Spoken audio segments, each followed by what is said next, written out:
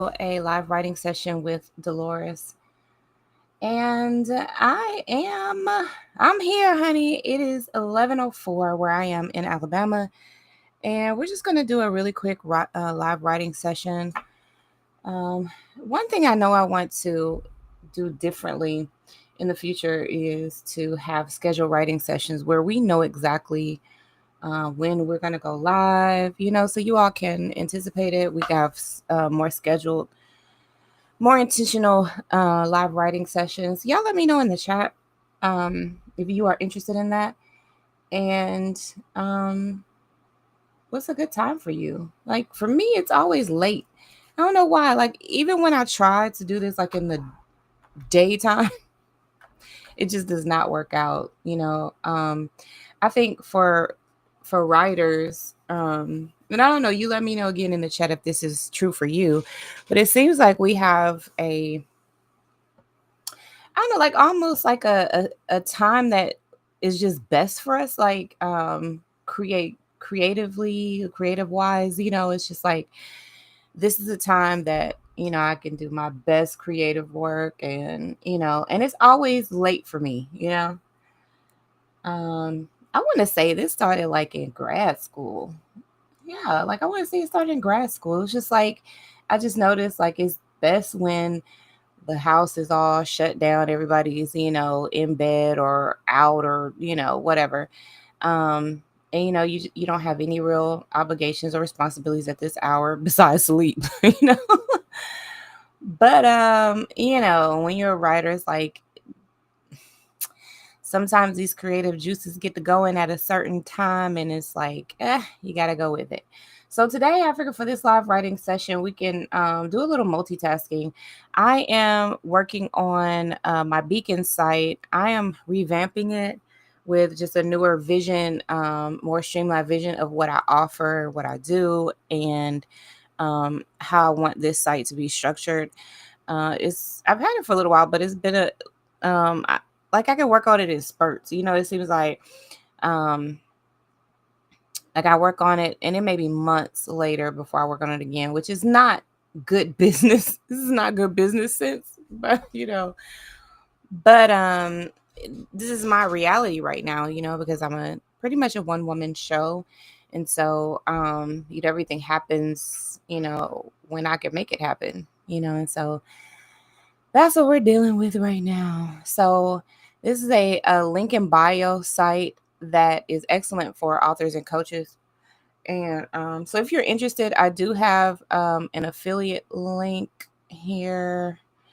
Um, so yeah, you can let me know. In fact, I'll go ahead and copy it, throw that over into the chat. Um, Let me see. I put in here Beacons affiliate. Let me see if I can spell it, y'all. Is it with two L's? One L. Okay.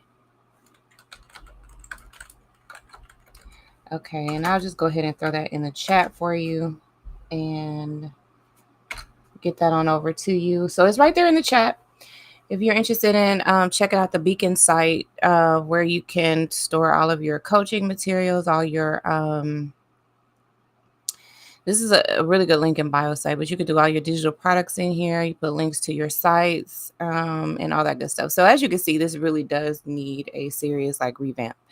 So I'm just gonna work on that a little bit tonight. What are you guys working on? Like, let me know, what are you working on? Let me know in the chat. What are you creating? Like we always do, child. You let me know what you're working on. I'm letting you know what I'm working on. We can hold each other accountable.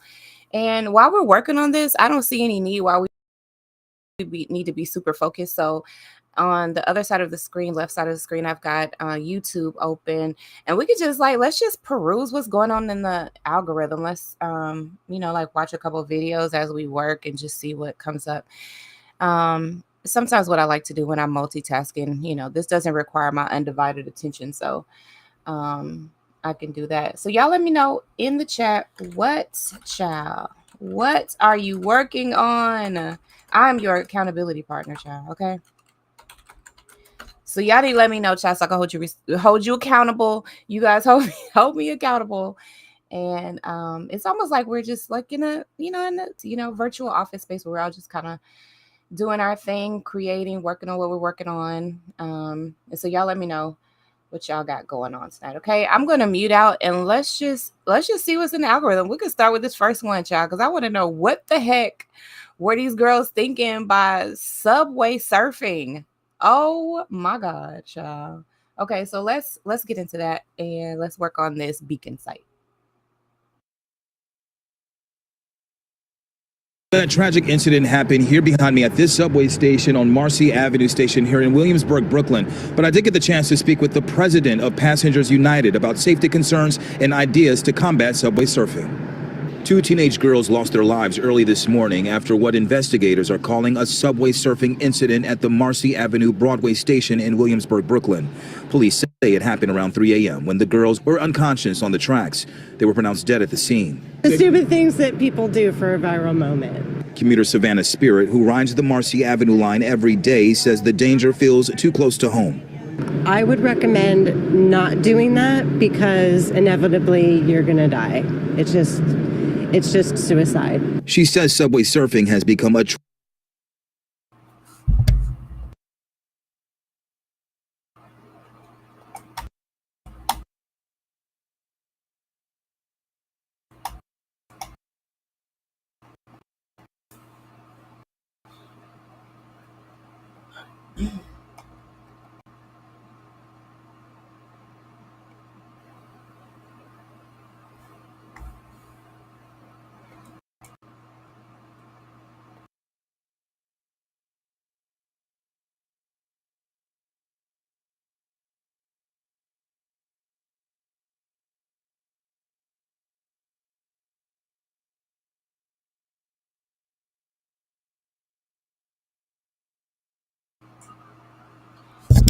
Why I'm just getting started with this. I've been sitting here at this computer for maybe, I don't know, maybe an hour.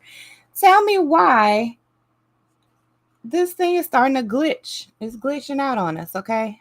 Let me see. What the world? tragic trend pushed by what's popular online. I blame social media and the internet. So I think that it looks like a cool thing to do. And so they try it out, and then inevitably they get killed. So far this year, police have stopped more than 100 riders from subway surfing. Since 2023, the NYPD has been deploying drones to stop subway surfers, spotting them from above in real time and allowing officers to stop trains at the next station to safely remove riders before they get hurt. Year to date, at least 3 people have died subway surfing. We're devastated. Charlton D'Souza is the president of Passengers United. He says he would like the NYPD to secure the doors between the subway cars and urges people to use the emergency intercom to report passengers walking between cars. We want New York City Transit to put a lock on the doors, a mechanism to stop, to allow that wouldn't allow the young people to climb up. The MTA and NYPD are pleading with riders to speak up and stop the trend before more lives are lost. We received this statement from NYC Transit President Demetrius Critchlow saying in part, quote, "It's heartbreaking that 2 young girls are gone because they somehow thought riding outside a subway train was an acceptable game. Parents, teachers, and friends need to be clear with loved ones. Getting on top of a subway car isn't surfing, it's..." Condolences to the family, because you always want to extend condolences. But we got a whole new generation of dummies out here that have determined that it's more important to put your safety at risk to get a viral moment, which a lot of times that moment don't even pay no money. I'm going to be honest with y'all. In order for you to really make money on content creation and social media, and I'm going to have this conversation today on my Patreon live stream, so make sure y'all tap in. But in order for you to make money, you have to be a consistent person that gives value. And so when you see people risking their lives for pennies or for a viral moment or just for likes, it's so sad because it shows me the culture that we live in today. The culture that we live in is that people will do anything for clout. I mean, I've seen idiots, dumb people do all kind of dumb stuff. going to the hood, and some of it is fake. I get it. Yep, I know that some of it is fake, but some of y'all actually try some of this stuff out in real life. I'ma check somebody. I'ma put some, going up the escalator, and then I'ma rub a guy's girl's hand, or you know what I'm saying? Like, it's like a level of disrespect that's just totally out of control, in my opinion, because nobody cares about basic human decency anymore. It's bad enough that we got situations where people are crashing out over political purposes and reasons, and more, false information that's being spewed, like what's going over in Chicago, in which, ICE agents actually helped the community by getting rid of illegal migrants in black communities that was put there by the current administration and Brandon Johnson and all of that. And then they tried to make it seem like, oh, black people are getting rid. It's bad enough that we got enough misinformation that's being spread. But now people, young people, stupid young people, and this is why parents need to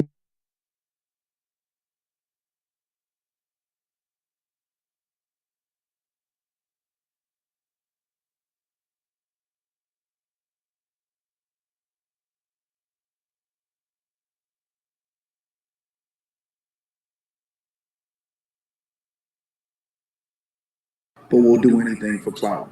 I mean, I've seen. Do y'all see what I'm talking about? This thing has not been glitching the entire time. But now that I'm live, what is it doing? I mean, this is ridiculous. Hold on.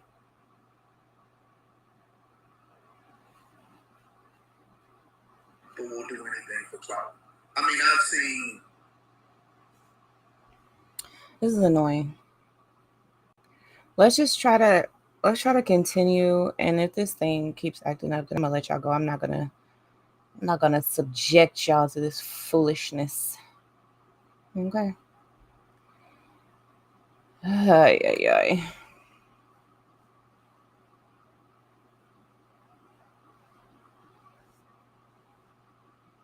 All right. Let me see.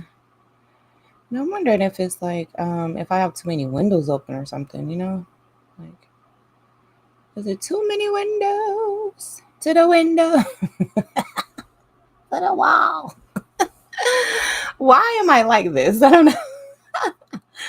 Y'all, why is this thing glitching up on us? Let's see if we can continue and without any issues. Idiots, dumb people do all kind of dumb stuff. Going to the hood, and some of it is fake. I get it. Yep, I know that some of it is fake, but some of y'all actually try some of this stuff out in real life. I'ma check somebody. I'ma put some.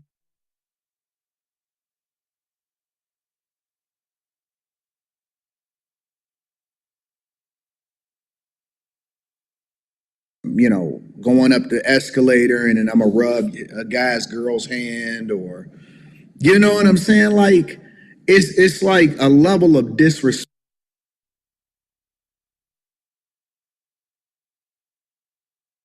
that's just totally out of control.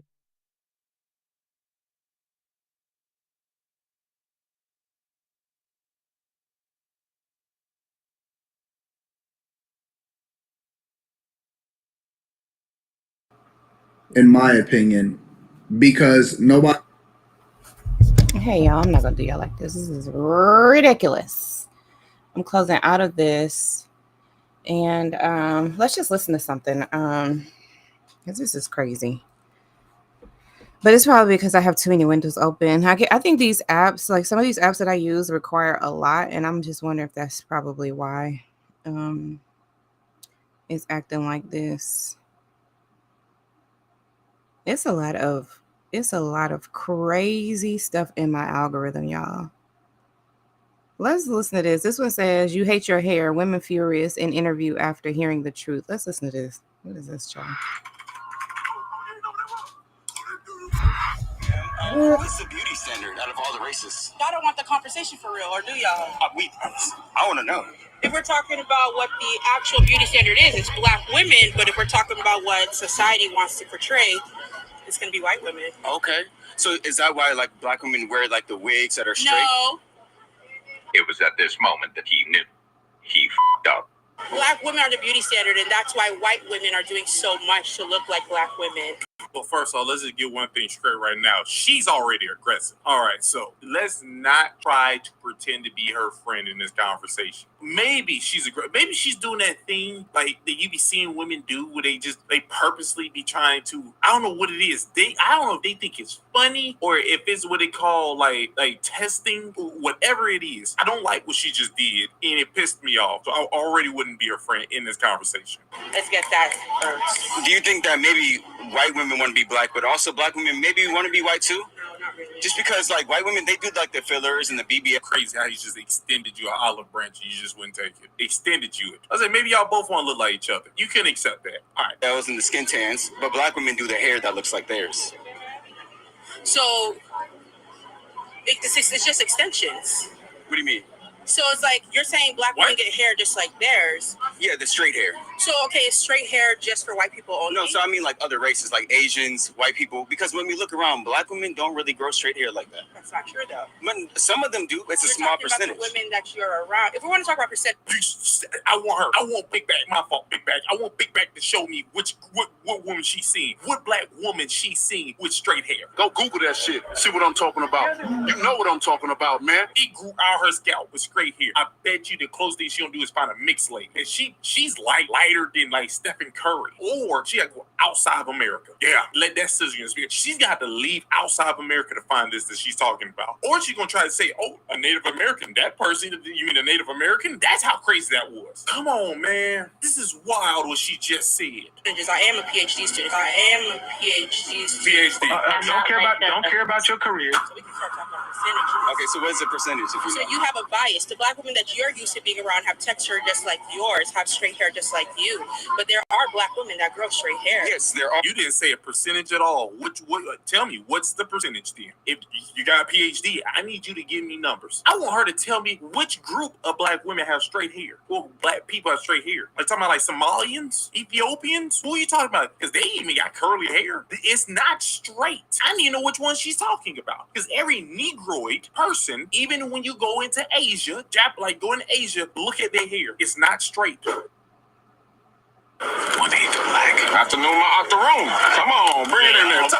But I'm saying it's so small that it would be kind of dumb to use that in the argument to say that, oh, black women want to be like these people. That black women want to be like white women. Why? Just because they wear their hair straight. Are you sure about that? Do you want to be a woman? No. You have earrings in your ears, in both ears. But that's not for women. Oh, so is straight hair just for white women? It's not. Straight hair is for white women, Japanese women, Indian women, Africans, black people, jewelry. Every group wears jewelry. Now check this out. If you start wearing gold jewelry around your neck like you're stretching your neck, then he can say you're trying to look like that group. Who literally are trying to extend their neck, then we can use jewelry. But if you're just talking about just jewelry, the logic gonna make no sense. You just said women wear jewelry, so she thought that didn't make no sense. Not for black women. Just like jewelry is not just for women, straight hair is not just for white women. But straight hair is indicative. I didn't say it was for white women. It's the same logic. No, I understand. But hold on, let me respond. I'm saying straight hair is for other races. Black women do grow straight hair. That is true. But okay, he did say that, but you actually did also say black women are trying to look like white women. The fact that you said specifically white women is why she is to try to make this crazy argument. No, black women hate themselves. That's what you're supposed to say. You're supposed to say they don't like the way they naturally look, so that's why they keep doing it. Then she couldn't argue with this. You actually got to defeat that. When black women do it, they're not trying to be like another black woman that they saw. They're trying to be like Becky on their TV screen. No, if I get a 40-inch bust down, it's because I saw Beyonce or some shit with that 40-inch bust down. And where did Beyonce get it from? You think Beyonce's looking at white women for inspiration? Yes. Who do you think her controllers are? That community? Oh, you don't think anybody's controlling the music industry? Well, he's got an agenda here. Am I wrong? I'm wrong. That was just a deflection. Miss Natural, I was going to actually not mention you, but now you're just trying to find a way out of this conversation. Beyonce clearly keep trying to look like somebody else. I don't like y'all. She has a PhD. That's letting you know that means nothing. Again, that's another bias. But am I wrong, though? Just because there's a large number of music executives who may belong to the community does not mean that community is running the music industry. They very much are. That part right there is actually true. They are running the. I thought she was gonna say because they're doing that don't mean Beyonce is trying to look like them. I thought that was gonna be our argument. But what you just try to argue made you seem crazy. Look at the change. The real writers of some of these songs, like Ed Sheeran, "Shape of You," who helped write that. Candy Burris, Real Housewives of Atlanta. But I'm saying everything still has to go through a filter. How's the writer? She's been writing a lot of your pop stars' faves. Why do you think Lauryn Hill gets so scrutinized, but other artists don't? Right? She speaks the truth, and she wears her natural hair. But Beyonce, she wears straight hair, and she tries to dance around like a little white woman. Beyonce really and she's straight hair. Huh? Beyonce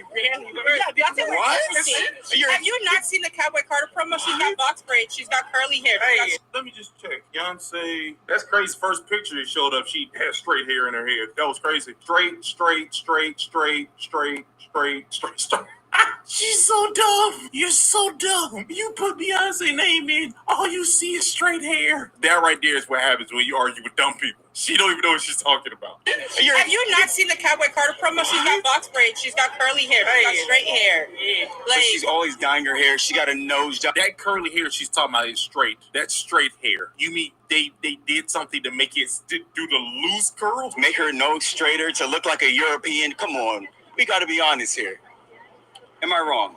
I have no evidence that Beyonce has had it. I haven't seen anything about Beyonce getting a nose job. Oh, you got to do that research. Would you say her Negro nostrils, Jackson 5 nostrils? Right. I'm like, what? She's very comfortable in her very black nose. Why she get a nose job then?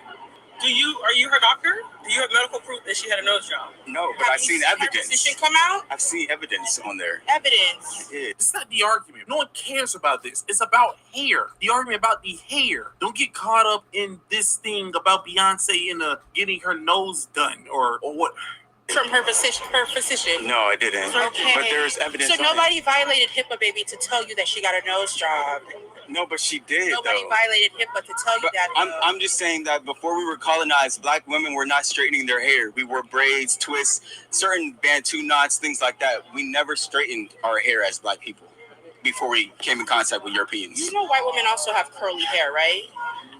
Yes. Okay. So you're gonna bypass what he just said just to say nothing right now. And white women do not have kinky hair because once again, ain't nobody trying to use no absolute. Unlike you, this is general. What I can tell, you and your PhD cannot actually stay on track. Biggie Smalls might actually be retarded right now. I didn't even want to take shots at her, but she's already being disrespectful and rude this whole time. And that's crazy. People want you to be nice to a group of people or be sensitive to a group when everybody will want you to be sensitive to her, even though this whole time she's been rude. This whole time she's been rude. Everybody will want you to be sensitive to titties that hang low over here. What's your point? So how long do you think straighteners have been around? For a long time. So, but what is your point, man? Because you're saying that before colonization, black women weren't straightening their hair. Oh, true. Okay, do you think white women were straightening their hair that much either? Because their hair wasn't as straight as you think it is either. You don't see how this argument means nothing. She keeps moving the discussion to nothing right now. So you're gonna headaches is happening. Yeah, but I'm saying nobody. I don't know why this is such a sore issue. I really wish, as women, we would just like honor each other, like regardless of the race and all of that stuff. It's like really you can see where seems to be at least a bit of an agenda to cause division. It's like, why? Like, I see things that I like that white women do, and I'll do it, if I can pull it off as a black woman, and I think they do the same thing. And I think it's really just us honoring each other and not like we're stealing from each other. And I don't know. I just wish that people would change their perspective on that. But let's continue. Still straightening their hair. Like, nobody was doing that before the beauty standard was European. So do you not think two things can be true? Someone can, let's say a black woman gets a nose job. Right. Glorilla just got one, okay? That's evidence. She has said that. You don't have any proof Beyonce got one. Glorilla just got a nose job. All right. She came out and spoke on it. She came out and she spoke on it, but she's still proudly black. Can she not still be proudly black just because she had a nose job? Of course not. Okay, so then why is it? No, I mean, of course not. She can. She can't be proudly black. Yeah, exactly. Exactly. Exactly. Because if you loved yourself, why would you get a nose job? Why would you want to make your nose look like a white person or Asian person's or Indian person's nose? Or not even Indian because they don't have noses like that. But you get what I mean. No, part of the problem is you just said Indians don't have noses like that. You're assuming that only one. And there you go. She's waited. She waited to grasp something because she's stupid. She didn't have anything to say because when a person messes with their nose or a person messes with their hair and do these things, you already do not like what you naturally look like. So then she has to grab something else. Kind of nose belongs to a specific race. That's why Black I said, is not a monolith. That's why I said you know what I mean because. No, we don't know what you mean. We don't. Okay, so what I'm saying, we're having a conversation. Why? What you mean? You're a liar. Miss Natural Hair over here, who's now pissing me off, she's a liar. You're not having a conversation to understand what you're saying. Why would you make your nose look like another race's? That's the point. But that's not what she did. She made her nose fit her face better. So she's making her nose fit her face better. Her nose fit her face better. The so-called Jackson 5 nose thing she was saying Beyonce have, that's what Glorilla has. You know what's crazy? Even when she's saying it, it makes her nose fit better. If you look at what I'm seeing right now, the fact that how wide this part of her nose is to her lip thing, she did not make it look better. All she did was make this part skinnier, but this right here, her nose to her lip ratio already goes against the golden ratio because they can't get rid of that. They can't make that right there. He said the golden ratio. Oh my God. Maybe they can, because I think they did it for Michael Jackson. She said that is Beyonce's nose. The lies she tell. The way God put her nose on her face is not perfect already. Glorilla still very much looks like Gloria. And she very much looks like a black woman. Yes. Her race now what is are you talking about? ambiguous all of a sudden. The nose did not change her racial features. So God isn't perfect. Oh, now we're getting to religion. Am I wrong? We can get into religion. I study religion. Because I'm like, we want to get into religion. You don't know where we're from. I was like, you don't know where are you guys from? We don't need to. We don't need to get into that. Don't say it. That sounds dumb what you just said. Why would you say you don't know where we're from? Where are you from? I'm not going to tell you that. Crack. That's crack. Whole another lore. All right. You guys got any last words for the people? They might like y'all, I think. Just let black women do what they want. There you go. Same message. Yeah, and I think if we're going to critique black people for being colonized, we need to also look at the ways in which white people are also trying to emulate. I can see the logic in what she's saying. Leave people alone, right? But also no. Also no. Because it's just not how the world works. We all do affect each other in one way or another, especially when, people are seeing toxic belief systems, toxic behavior and stuff like that. And it's how are you allowed to even say anything about that? I don't think people are aware of just how much their behavior affects other people, even the way they think and the way they move.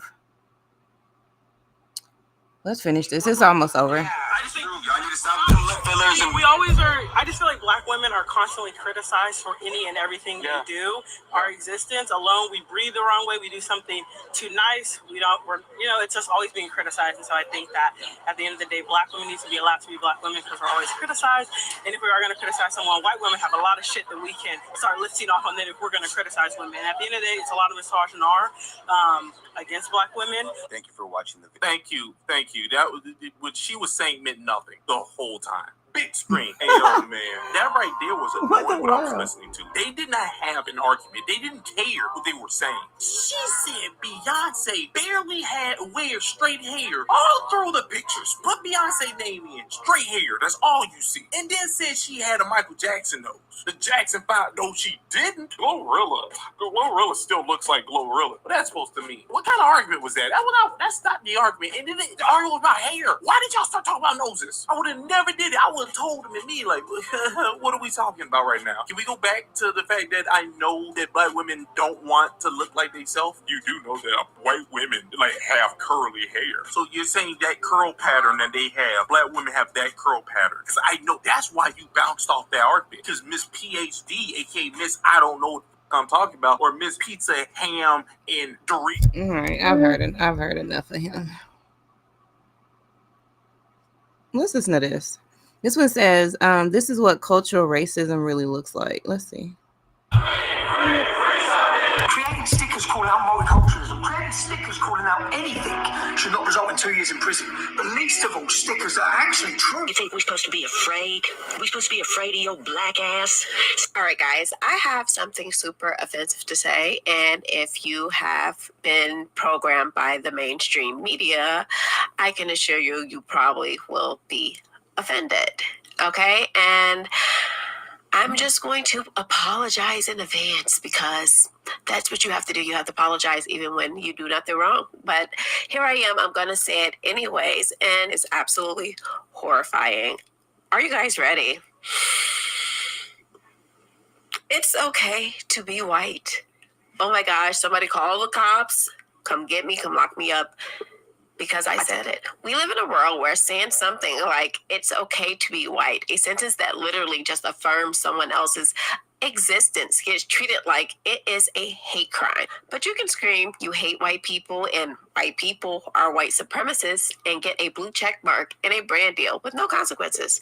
To be clear, this episode isn't about white supremacy. It's not about hate. It's not about it's about a blatant double standard we're all supposed to pretend like it's not happening. Because the truth is, if any other race said it's okay to be black, per se, the world would nod and say, yes, you're right. They would affirm it. But when white people say it, suddenly it is white nationalism. Suddenly it's dangerous. So we're going to break this all the way down. How being white has been criminalized, how anti-white hate is being normalized, and how a generation of people is being psychologically trained to hate one group of people in the name of equality. And we're going to start with the phrase that triggered the whole thing. It's okay to be white. Not superior, not better, not more important, just okay. Apparently, even that's too much. Welcome back to the channel, guys. I am Carmen JC. Make sure you hit the subscribe button if you are new to the content. I am not here to lie to you. I am here to wake you up. Let's get into it. So how did we get here? What made me wake up and be like, oh, we got to talk about anti-whiteness? Well, the reason why is because of Sade Perkins. You got her spewing a whole bunch of anti-white rhetoric. And quite frankly, I don't think most people believe anti-whiteness is a real thing. I think the concept doesn't even register in people's mind. But luckily, you got me here who likes to run her mouth. So we're going to talk about anti-whiteness. Now, I'm not going to spend the whole segment talking about her. I will definitely get to her later. But let's be honest. When you got someone spewing the most anti-white racism imaginable, I think people are going to start standing up. It made me stop and really think, like, white people are being attacked. White people aren't allowed to be proud.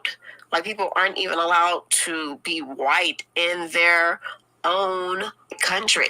And this is where the episode begins, because believe it or not, it's okay to be white wasn't originally some Klan slogan or some white supremacist like chant.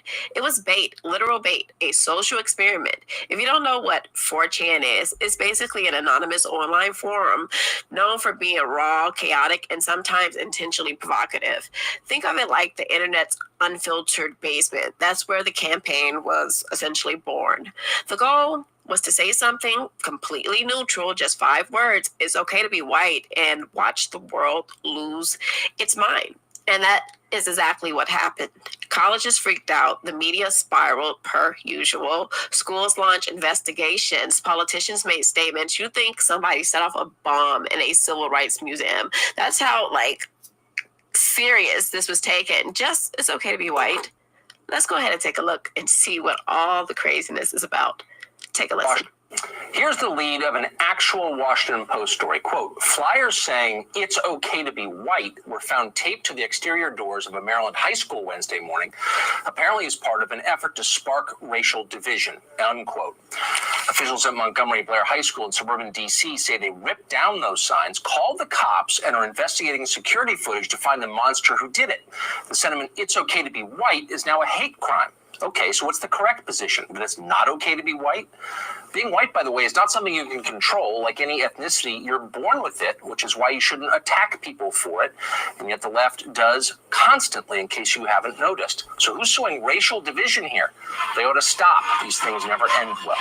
This is real. You had principals emailing parents like there was an active shooter on campus over a flyer that said it is okay to be white. That's how emotionally fragile and mentally unstable the culture has become. Meanwhile, you can hang a Black Lives Matter banner in a classroom, paint a rainbow crosswalk on Main Street, and write all cops are bastards in your TikTok bio, and nobody bats an eye. But it's okay to be white is where society draws the line. Let me make a comparison even clearer. You can say Black Lives Matters, trans lives matters, dogs lives matter, but you can't say white lives matter. Not to mention the phrase is white lives matter is actually trademark. That's why you can't buy a shirt that says it on Amazon or Etsy. Believe me, I've tried, because Two Black Men owns the trademark, and they've said publicly they did it to stop people from using the phrase, not because it's violent, not because it's hateful, just because they disagree with it and it doesn't fit their narrative, essentially. Take a listen to this clip. We want you to meet two Black radio hosts from Arizona who are taking action to stop the spread of the phrase white lives matter, which is often used by white supremacist groups and has been called a racist response to the Black Lives Matter movement. The Anti-Defamation League called it a hate slogan, and it most recently popped up on T-shirts designed by Kanye West. So these radio hosts trademarked the phrase. Ramses Ja and Quentin Ward host the nationally syndicated weekly racial justice radio show Civic Cypher, and they join us now. Gentlemen, great to see you. So, Ramses, let me start with you. What do you plan to do with this trademark of White Lives Matter? Well, at present, we plan to do nothing. Nothing is plenty, as you can imagine. We have lawyers advising us on how to best protect the trademark. So it will not be used to hurt, harm, trigger any people. And as long as we are the people in the position to decide how it is used in commerce, we will do our best to minimize the effect that it may have on people. So, Quentin, just explain that. So you by design don't plan to do anything with it, and that means that nobody else can. Is that the point? At present, yes. We and just to make it clear, we didn't purchase or pursue the mark. It was actually assigned to us by one of our listeners. I'm sorry, but this is America. In America, you should be able to say white lives matter because they do. And this isn't just happening in America. Let's go across the pond to Britain, where a man named Sam Malia was arrested selling stickers that said it's okay to be white and white lives matter. Let me repeat that. No threats, no violence, just stickers on paper. Sam Malia has been sentenced to 2 years in custody. Sam Malia should be released immediately. He should be released immediately. He should be allowed to attend to the birth of his child because his wife's currently pregnant. Creating stickers calling out multiculturalism, creating stickers calling out anything should not result in 2 years in prison. But least of all, stickers that are actually true. Sam's wife, Laura, is 8 months pregnant, and Sam will now be in prison for the birth of his second child. What a travesty of justice, that from Keith Woods. We're defending free speech, the cornerstone of any democracy and liberal society, and without it, we're on a one-way trip to a world where legal political beliefs could land you in prison. The judge also admitted that no hate crimes were committed as a result of this. Right. What this is a political jailing. I mean, frankly, this is how this should be considered. He should not be in jail. Yeah? He should not be in jail. 2 years in jail for posting stickers online.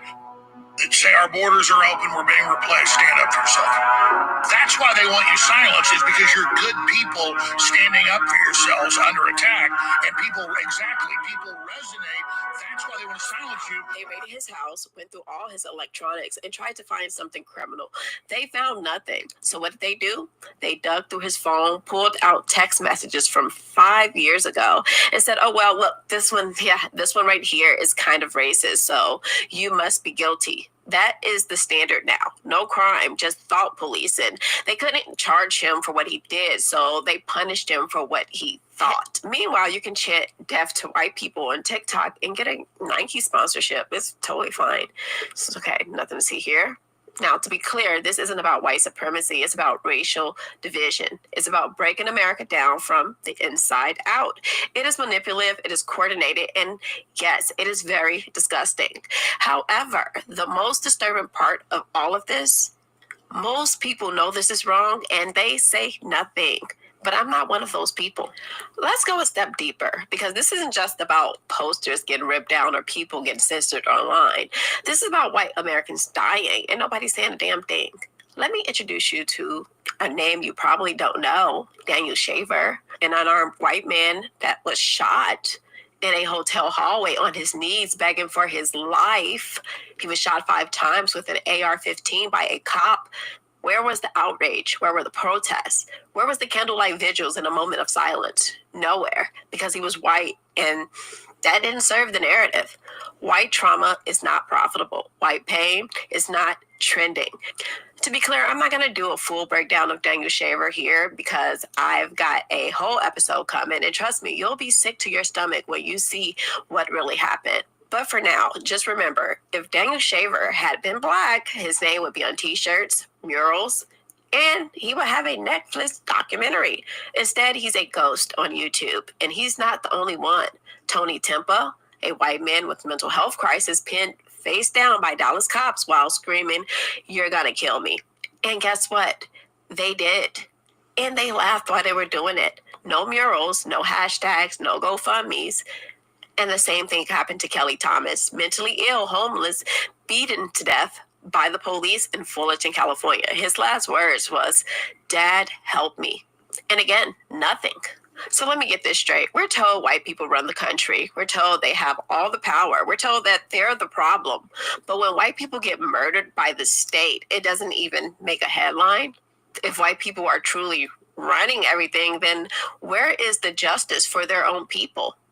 I'm a little confused by this. This is completely confusing because I'm told that white people are white supremacists and they are doing everything to stop black people, but they're not making sure their people okay. It doesn't fit. Oh, that's right. They're white, so their pain doesn't matter. This isn't just silence. This is selective empathy. And quite frankly, it is disgusting. Because if your moral compass only works when it's politically convenient, that means you don't have one. So next time when someone says white people have all the power, ask them who Daniel Shaver is. When they stare at you like a confused goldfish, you'll know the truth. White people aren't running everything. They're just the only group you're allowed to hate publicly. But not on my watch. So if you've been watching my channel, you already know who Sadie Perkins is, the so-called diversity director who laughed about white girls going missing from Camp Mystic. Yeah, that's where we're at right now. And just so you know, she didn't walk it back. No apology, no accountability, nothing. In fact, she doubled down, then tripled down, okay, to be clear. But I'm not going to waste my screen time on her again. We're going to flip the lens because what matters here is the response. And white women, they're not staying quiet about this. They are not happy, and I don't blame them. Let's take a look. To all of you people who are posting my criminal record as if I didn't know I've been in jail before, let me tell you something. Those charges are real. Okay? All those assault charges, real. Which means I will not hesitate to kick the dog shit out of any one of y'all. All right? So what you think, Tootsie Pop? You think you're the only fucking bitch that's been in jail for fighting, huh? I'm double your age, and I will feed you to my pigs. You understand? Well, you think we're supposed to be afraid? We're supposed to be afraid of your black ass sitting there in your NWA t-shirt? Ninjas with attitude? Is that the politically correct way I'm supposed to say what you are? The only thing you got going on that fucking t-shirt, pumpkin, is the first fucking letter. That's it. You're deranged, you're disgusting, and there ain't no coming back from what you fucking did. You can take your little white whipping boy and shut the fuck up. Your best bet would be Oh my to God, close the your fucking language. mouth. Trust me on that. Now let's be Oh, clear. my. Do I promote violence? Absolutely not. Do I understand the anger? Absolutely. Because when you mock the disappearance of children, when you laugh about white girls going missing like it's some type of cosmic payback, that is not just racist, it is demonic. And quite frankly, if someone threatens to feed you to their pigs, you probably earned that energy. Now let's flip the script. If a white woman had made the same comments about missing black girls, CNN would be live streaming the public apology, and Al Sharpton would be already on a flight to wherever he needs to be to play victim. No outrage from the DNC, by the way. No sudden wave of celebrities posting black squares on Instagram. The only people calling this out are normal Americans with common sense, the ones who still believe in basic decency. Now let's roll the second clip. Another white woman, calm, composed, and dropping straight truth. Let's take a listen. A flash flood struck Camp Mystic, a girls' Christian summer camp. 15 have been found dead so far, and 27 are missing. Sadie Perkins, a black former appointee of the Food Insecurity Board for the city of Houston, helping secure free food for blacks, posted a video claiming that no one should have sympathy for these little girls because they're white. So she's saying little white girls deserve to die because little white girls just can't be friends with other white girls. And because their parents don't want to be flooded with hostile invaders, she said maybe it was God's will to wash the little cunts away. Is the black community disavowing her and stating how white people have a right to exist? Hell no. This wasn't a whites-only summer camp. I wish those openly existed.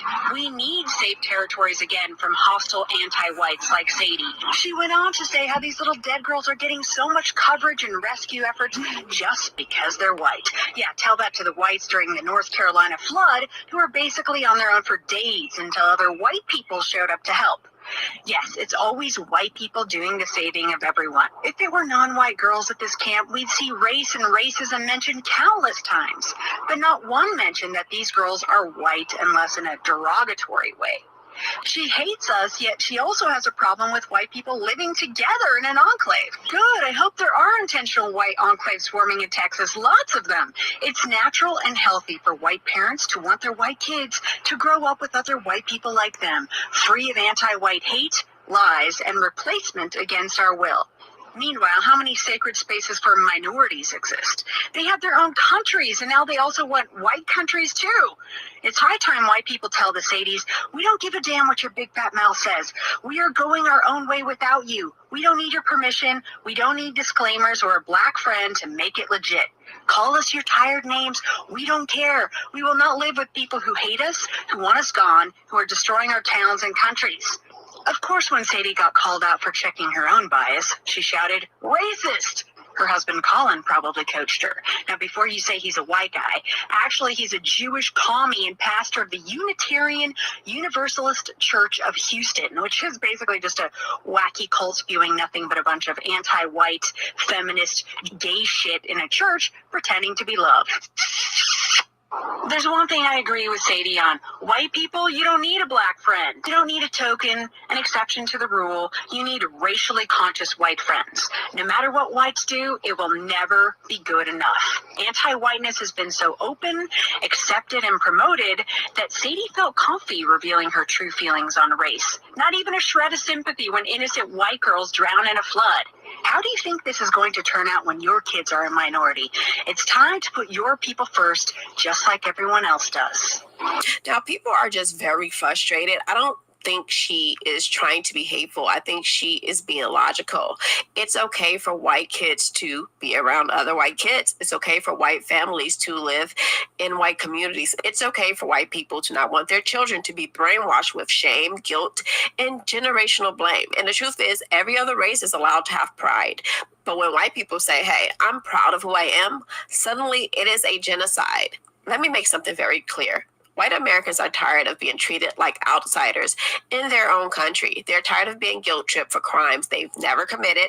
They're tired of being emotional punching bags for every movement. And they're tired of people like Sadie Perkins mocking their daughters with no consequences. And now I'm going to say something that most people are too scared to admit. If white people ever truly pulled out of the Black community en masse, we'd collapse. Black people would die without white people. And quite frankly, they're our only allies that we have in this world. Africans sure as hell don't like us. And quite frankly, they're the ones that sold us into slavery.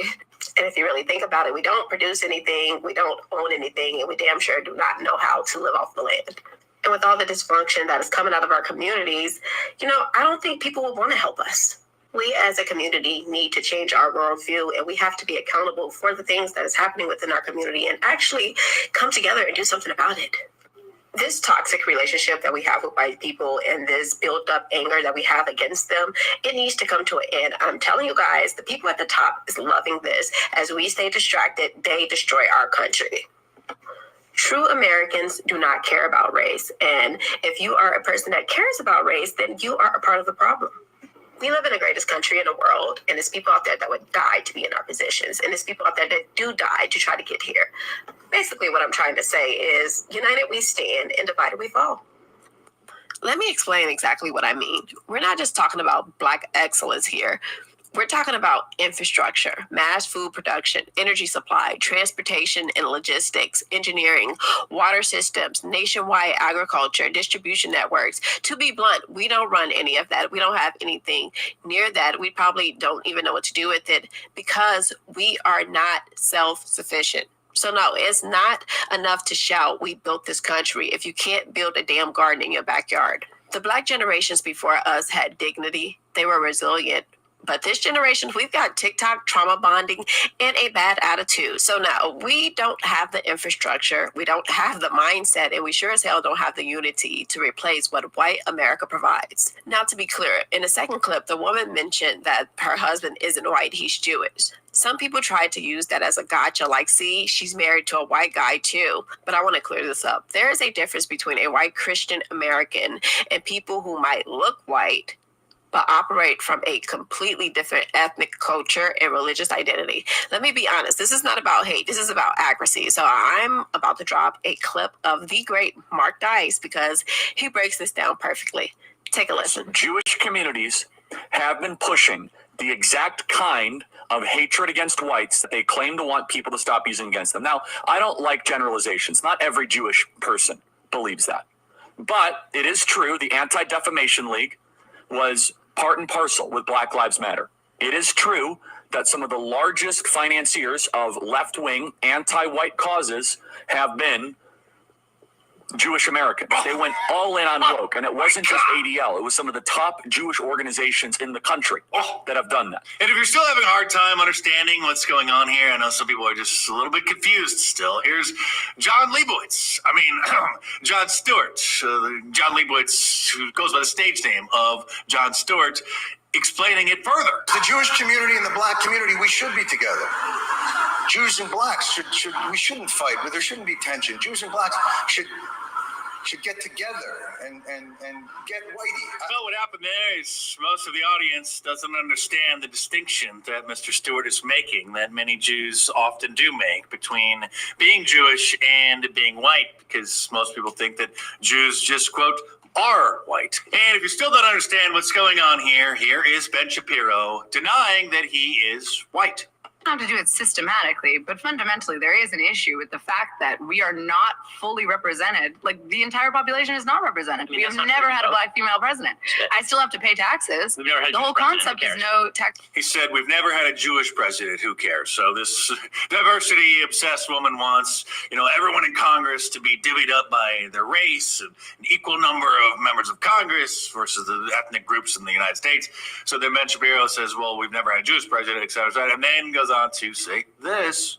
Taxation without we have had a white male president. We've had like 45 of them. Whether Jews count as white or not has been sort of an object of debate for quite a while. We do. Okay. You do. So, it depends according to whom, and that's a pretty recent development. Okay, so basically everyone. It's a religion. Judaism. Do you not agree that you are a white man? I mean, I think that it depends on the context in which you're discussing it. So what are you, Ben? Are you not a white guy? I mean, I'm a man of Jewish ethnicity, which is sometimes grouped with white and sometimes not. I mean, that's a more accurate way to put it. But actually, a more accurate way to put it would be when it's convenient and beneficial for you. Then you, well, you know. Okay, so why am I even saying all this? Because white people are tired of being lumped in with every group except when it matters. They get blamed for things they didn't do. They get associated with elite power structures that doesn't even represent them. And then they try to speak up. They're told to shut up, take it, because they have privilege, white privilege, that is. Meanwhile, the very people they're being lumped in with, half of them don't even claim them unless it's politically or financially convenient. So let's call it what it is. There is a difference between regular white Americans who built this country with their bare hands and elite power players hiding behind the same skin tone while operating from entirely different agendas, loyalties, and institutions.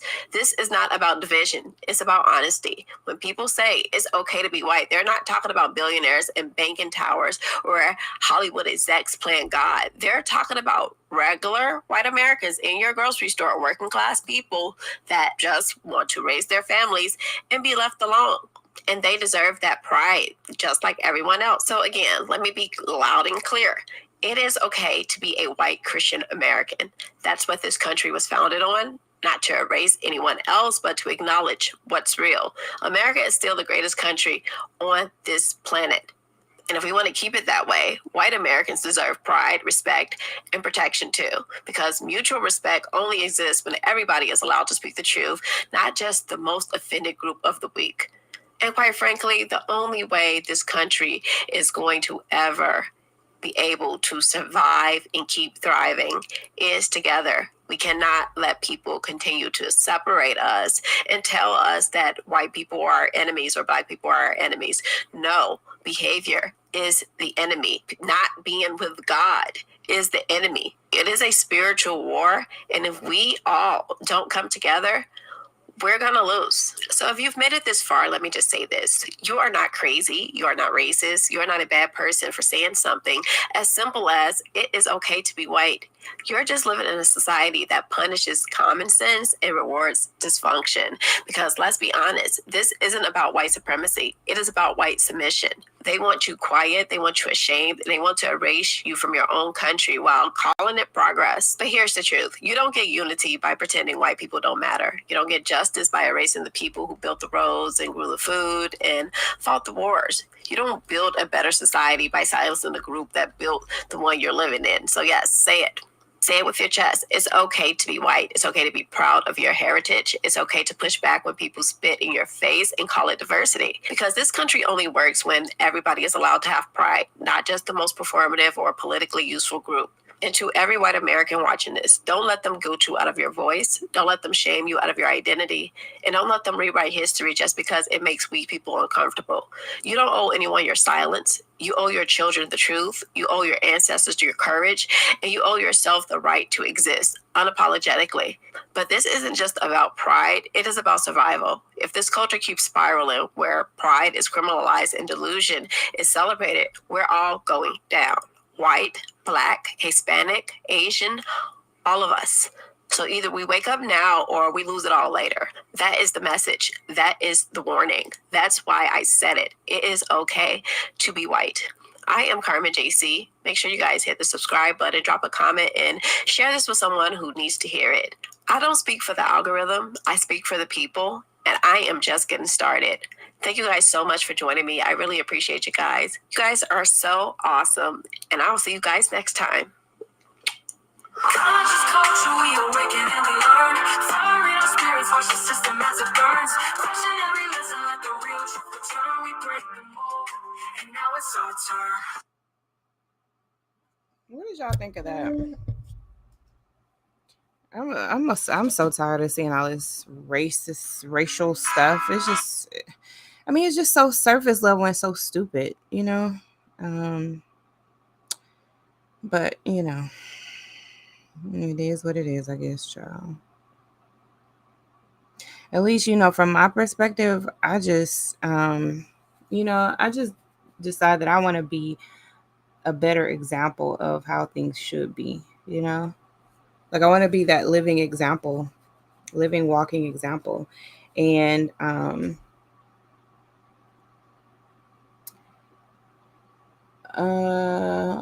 sorry, I just got distracted by something. Yeah, I just want to be like that, just that living example of, like how things should be, how relationships should be, how dynamics should be, how we treat one another. And it's really just kind of a shame that oh,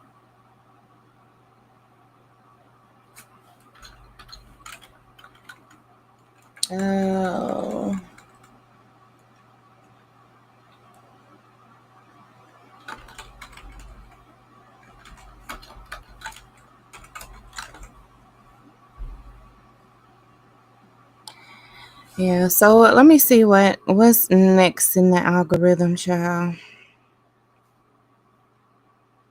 Are y'all still able to hear everything okay? Look, this let's listen to this. It'll say, this says there's an upcoming attack on America, and it'll be worse than 9/11. A former CIA whistleblower, or former CIA officer, blows a whistle. So let's see what this is about, child, because we need to be aware of this type of stuff going on. Now, how in the flying flip did we let him come into America and give a speech at the UN? Nobody walked out on him.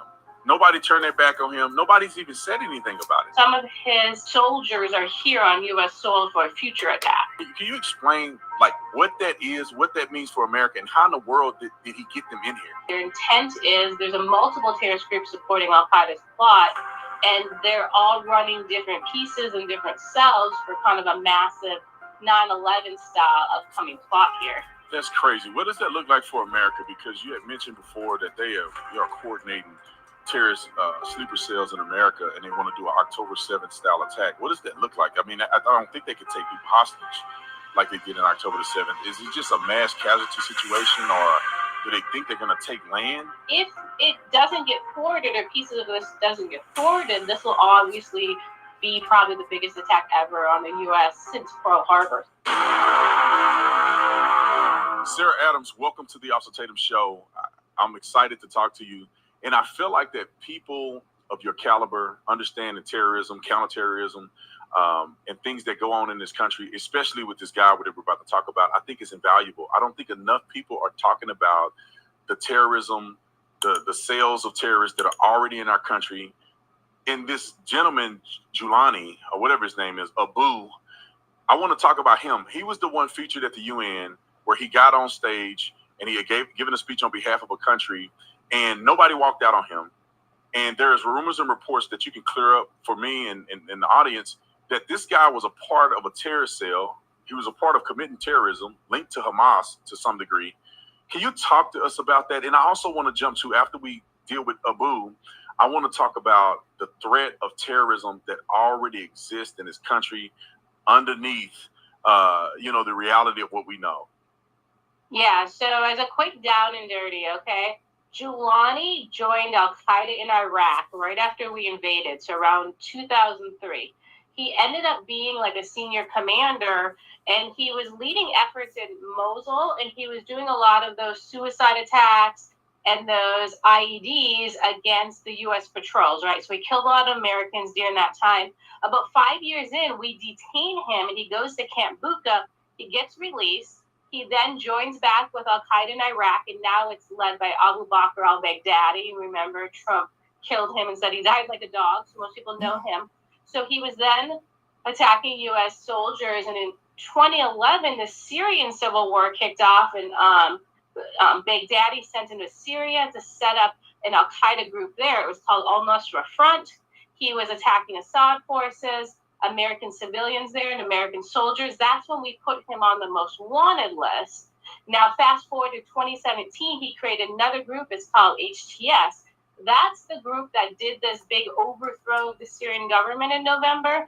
And that's the group that's linked up with Al-Qaeda since December 2021, and they're providing terrorists that came to the U.S. homeland as sleeper cells. So some of his soldiers are here on U.S. soil for a future attack.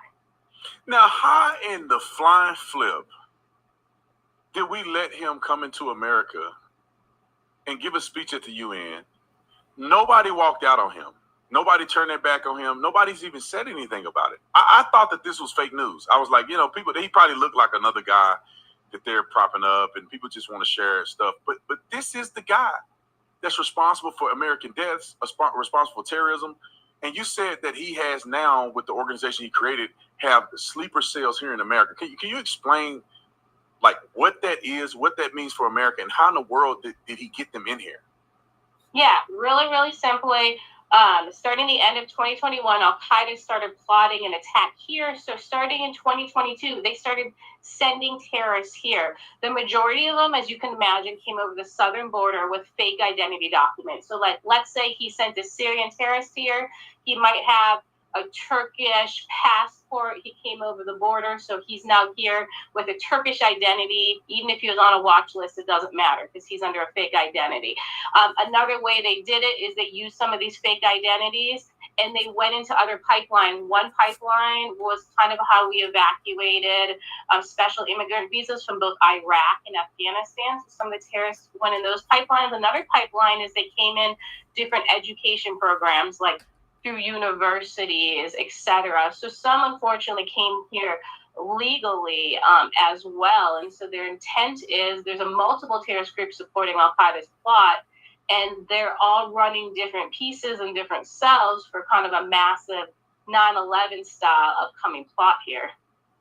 And people, I can hear their voices in my mind saying, how do you know all these things are true? Because this seems like something that our government should be on top of, they should be privy to, and it should be the number one threat presented, or at least the way that they should be investigating and thwarting. This should be like the number one threat that we should be concerned of. So how do you have this information and know all of these things that don't seem to be public? Yeah, well, our government does know a lot of these terrorists came in. The unfortunate thing is they don't know the numbers. So when Director Joe Kent went through the confirmation process in Congress, he gave us some of the numbers. It's not all of them, but he said, hey, we know when we evacuated persons from Afghanistan, 1,400 of them were linked to a terrorist group. He also said, we know 600 people came in over the southern border through an ISIS pipeline. So he highlighted 2,000 of these terrorists, which is a small number, but it's still, he did say that publicly, right?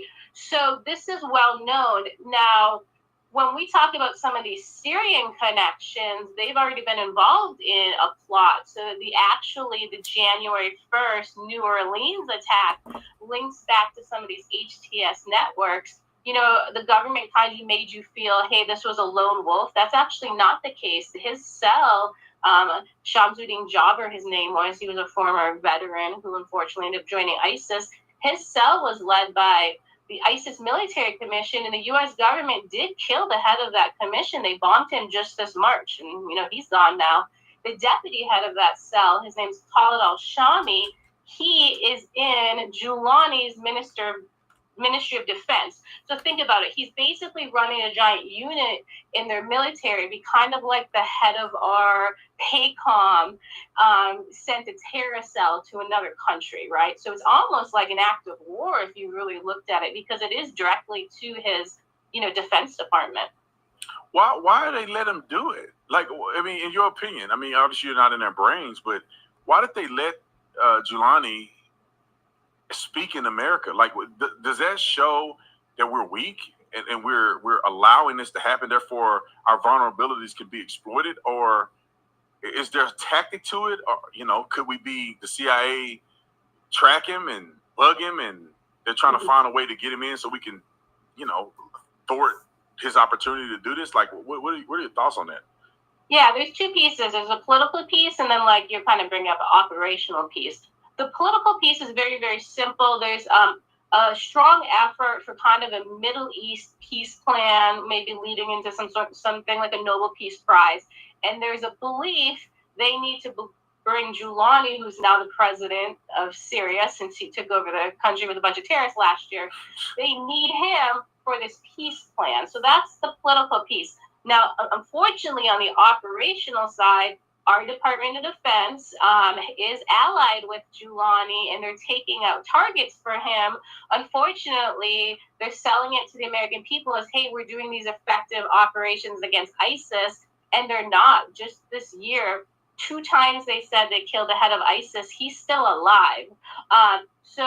They think they're taking out targets, but they're not. And they fell for the same ruse, unfortunately, in Afghanistan, where we're partnered with the Taliban. So it's kind of, we're just watching the exact same thing that happened in Afghanistan happen again. Do you think it's intentional, or do you think it's incompetence? Like, is the President Trump and our forces, or CIA, and the people that can do all the dirty work and should have technology to understand all of these things, how can we continue to get bamboozled? I think a little bit hubris. Nobody wants to admit they are falling for terrorist propaganda. I think there's a lot of people in our government, even within our Congress, that wanted to see some sort of peace in Syria. So almost like forcing it, even though he's already committed just this year genocide against Christians, genocide against Alawites. This is a guy who actually is one of the lead people who imprisoned and made all those Yazidi women be ISIS brides, and they raped them, kidnapped them. We saw the public displays where they sold them, right? So yeah, it's like a want for something. Like everybody wants like these bad guys to become good like us, and they can't understand that terrorists have one goal, and they're never going to be us. And I do think it's a little head in the sand. Well, I'm gonna switch gears real quick, because you seem to be very knowledgeable about America's connections in all of these places. And, you know, I have been a staunch supporter of Israel. Obviously, I'm a big Zionist, and I'm not as privy to some of the back end things that have gone on. What's your thoughts on some of that? Because a lot of people complain that we should not be allied with Israel, and that they're a negative force to America, and all of those things. I mean, somebody who's seemed to be an expert like you, that know a lot about the involvement with Syria and Afghanistan, and I mean, is there any truth to any of those claims that somehow Israel is not really an ally of America? Yeah, I really don't think that's the case. I'm obviously anti-terrorist. A lot of that comes in as a part of terrorist propaganda, unfortunately. What is a fact is the planning for October 7th started in March 2022. And actually, October 7th wasn't just a Hamas attack. It was planned by Iran, as most people know. Al-Qaeda was involved, and then the senior leadership of the Taliban. Now, that attack was basically a dress rehearsal for the big one coming to the U.S. homeland. So those terrorists trained in camps with those sleeper cells I told you that came here.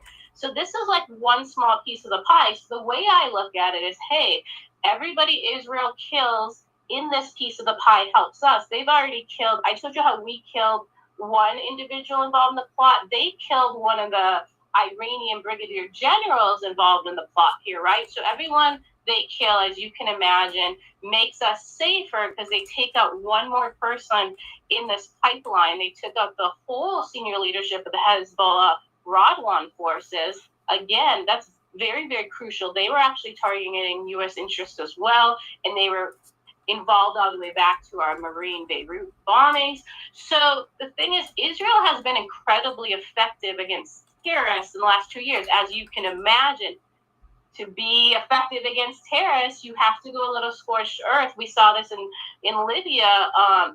Terrorists took over the city of Benghazi after we left, okay? So there was a General Haftar. He had to go in and do the same thing. And in 2.5 years, he eliminated both Al-Qaeda and ISIS from basically all of East Libya, right? This is how you unfortunately have to do these operations. We don't always have the spine to do it, and that's why we gave it to Taliban back Afghanistan. Unfortunately, the U.S. doesn't play hardball in this way, but I do think it is effective against this enemy.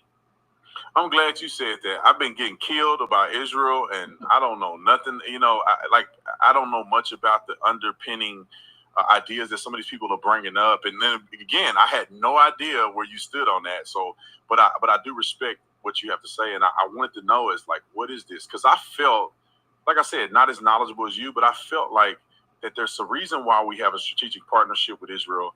Everything I hear Benjamin Netanyahu say seems to be connected to some of the things that you're saying. Like, we have this partnership because they are fighting our enemy in the Middle East, and we give them billions of dollars in aid for military funding, which would make sense that we're using them kind of like almost like proxy to do these wars, and we're funding that.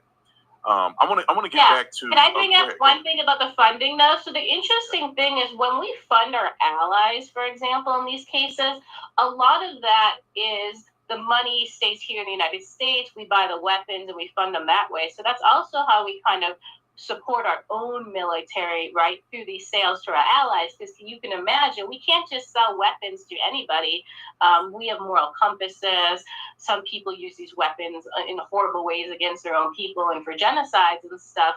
So we are very particular about our allies and who we give weapons to, but that money really filters mostly into us.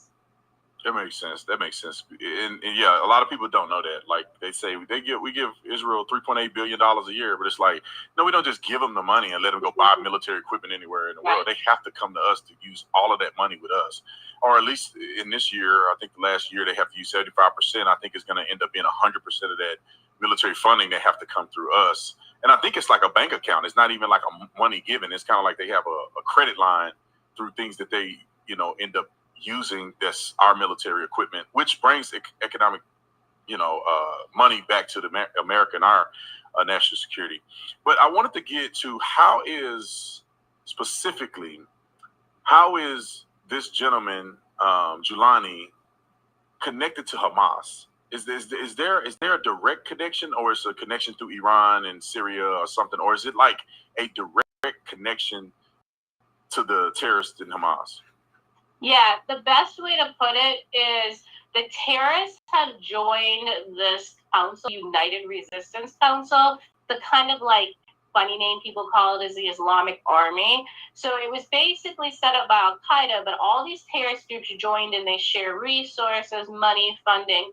So like Al-Qaeda is a member of it, Julani's HTS is a member of it, and Hamas is a member of it. So here's a good way to explain how this works, okay? So obviously a bunch of Hamas terrorists got killed. So you have to reconstitute Hamas. How do you do that? You got to train new members. Where do you train new members? You're not training them in Gaza. You got to train them in Syria or Afghanistan. So if you train them in Syria, you have to train them in camps owned by Julani and HTS. If you train them in Afghanistan, he has camps there. You could use his camps there or Al-Qaeda's camps. So you allow HTS into your camps, you train them, you maybe give them weapons, some funding to help them reconstitute, because you're all a part of this council, that you're supporting each other's initiatives, because we all have a shared goal against the United States, Israel, the West, etc. Because they want, leaving now that they're starting to begin to form a Islamic caliphate, and they at least in their heads believe that's starting. So you're saying Hamas isn't going anywhere? Like even if Netanyahu and the IDF eliminate Hamas in Gaza, which I don't know how they would know who's Hamas and who's not, because it's not like they wear uniforms or something. But if they believe that they've eliminated them, they haven't really eliminated them, right? Because they can just continue in another path through another country that's allied. Yeah, a really good example is, so prior to October 7th, Hamas did send a bunch of terrorists to Afghanistan to train, and they trained in 6 terrorist camps.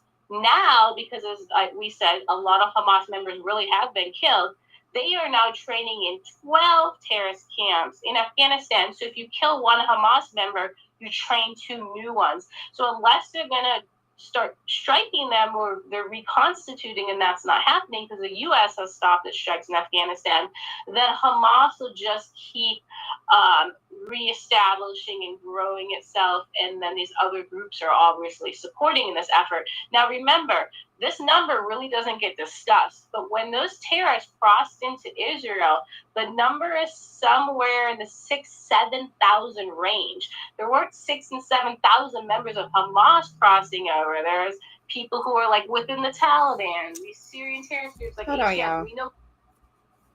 Hello. Hey, dear. What you doing? A couple hours ago. A few hours ago. Mm-hmm. No, you good. I really wanted to just, I was calling you on y'all. Hey. Oh, you're welcome, dear.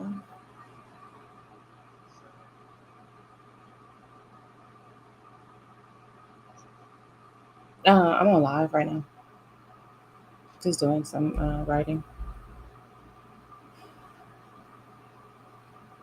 Okay. I love y'all.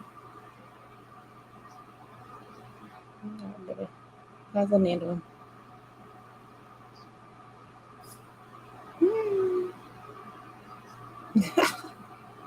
He's a whole week old. He's looking at you. What color are his eyes? What color are his eyes? What do they look like? Yeah, that's what he was looking to me too. Mm-hmm. All right, bro. Just a look.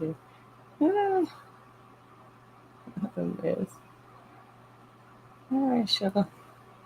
Love you. All right. Good night. Bye. Sorry about that, you guys. In October 7th, right? So also they were supplemented. Y'all, this is crazy, right? Y'all listen to this?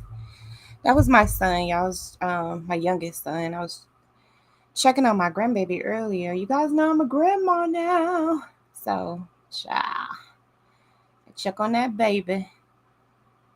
But he's doing very well. So let's continue. In the day of the attacks by other terrorist groups.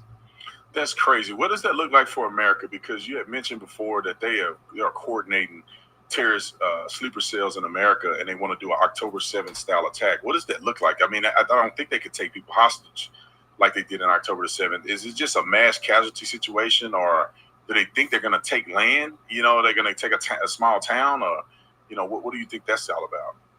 So what we've seen, at least with the plotting, I'd say there's three pieces. One's a large aviation plot again, and that they're just going to do suicide bombers on planes and drop them down, and that's for mass casualty. The goal is to kill 4,000 people. Then they want something, like you said, about almost a hostage and hold ground. That seems to be some sort of assault or attack on Washington, D.C., because they want to cripple the federal government's response. And then the last piece, they are going to go into our communities, unfortunately, like it was for October 7th. ISIS is leading that piece, and how they trained is in 5 to 10 man kind of urban assault teams, and they're going to attack like churches, supermarkets, hospitals, and they're going to do multiple locations at a time.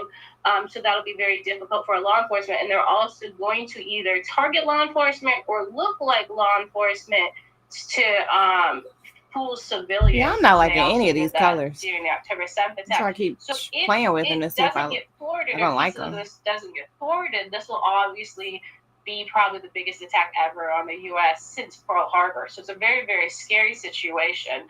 Now, when you talk about these groups, so you know how we say Hamas did October 7th? Well, now I told you all these different groups in this council are supporting this attack. So you're not going to have a cell of 5 Hamas members. That 5-person cell, let's say, which is they're really focused on veteran communities. Let's say they do Tampa. We're a big veteran community. So the 5-person cell will have maybe a Hamas member, an HTS member, an ISIS member, an Al-Qaeda member, and like a Taliban member. So that's what they want to do different here, because our government can't go after these cells when they're multiple groups. We're not even designed to confront terrorists that way. That's crazy. I hope that it doesn't happen. I mean, people, you know, some of these veteran communities are stacked to the gill with guns. So hopefully they can have a reasonable defense. And that's another reason why I think America needs to get their head out of the rear end and understand that we can never give up our arms, because in a situation like that, you know, you go and invade Canada. I mean, they could take over a lot of real estate before the military can respond. Yes. In America, you got to worry about the hillbillies and you got to worry about the rednecks and some people that, you know, former military and police officers that can really put together an assault team themselves and take care of business. So I just wonder what the government is going to do. Do you think that they're going to be successful in this? Or do you think the government is equipped, ready under this administration or possibly the next administration to actually thwart something like this? I think we haven't thwarted enough pieces. Like 2 senior leaders are dead, which is a good thing. I don't think we've picked up, though, like the attackers that are here, especially if it really is hundreds upon hundreds of them. So unfortunately, in my opinion, we're at a point where the plot is so far along. I do think pieces of it are going to happen. I hope the government leans in and at least can affect some parts. I think I kind of like this one, The y'all. aviation piece, right, is the easiest one for the government to stop. So I'd like to see them lean in more. But as you know, our focus is kind of the cartels now, the border. We classify what terrorism is, and we dropped the ball on Islamic terrorism. So when we say, oh, we arrested 200 terrorists this month, well, those are now Latin American cartel and gang members. They're not a terrorist from Saudi and Kuwait and Egypt and Jordan like we're going to see in this plot.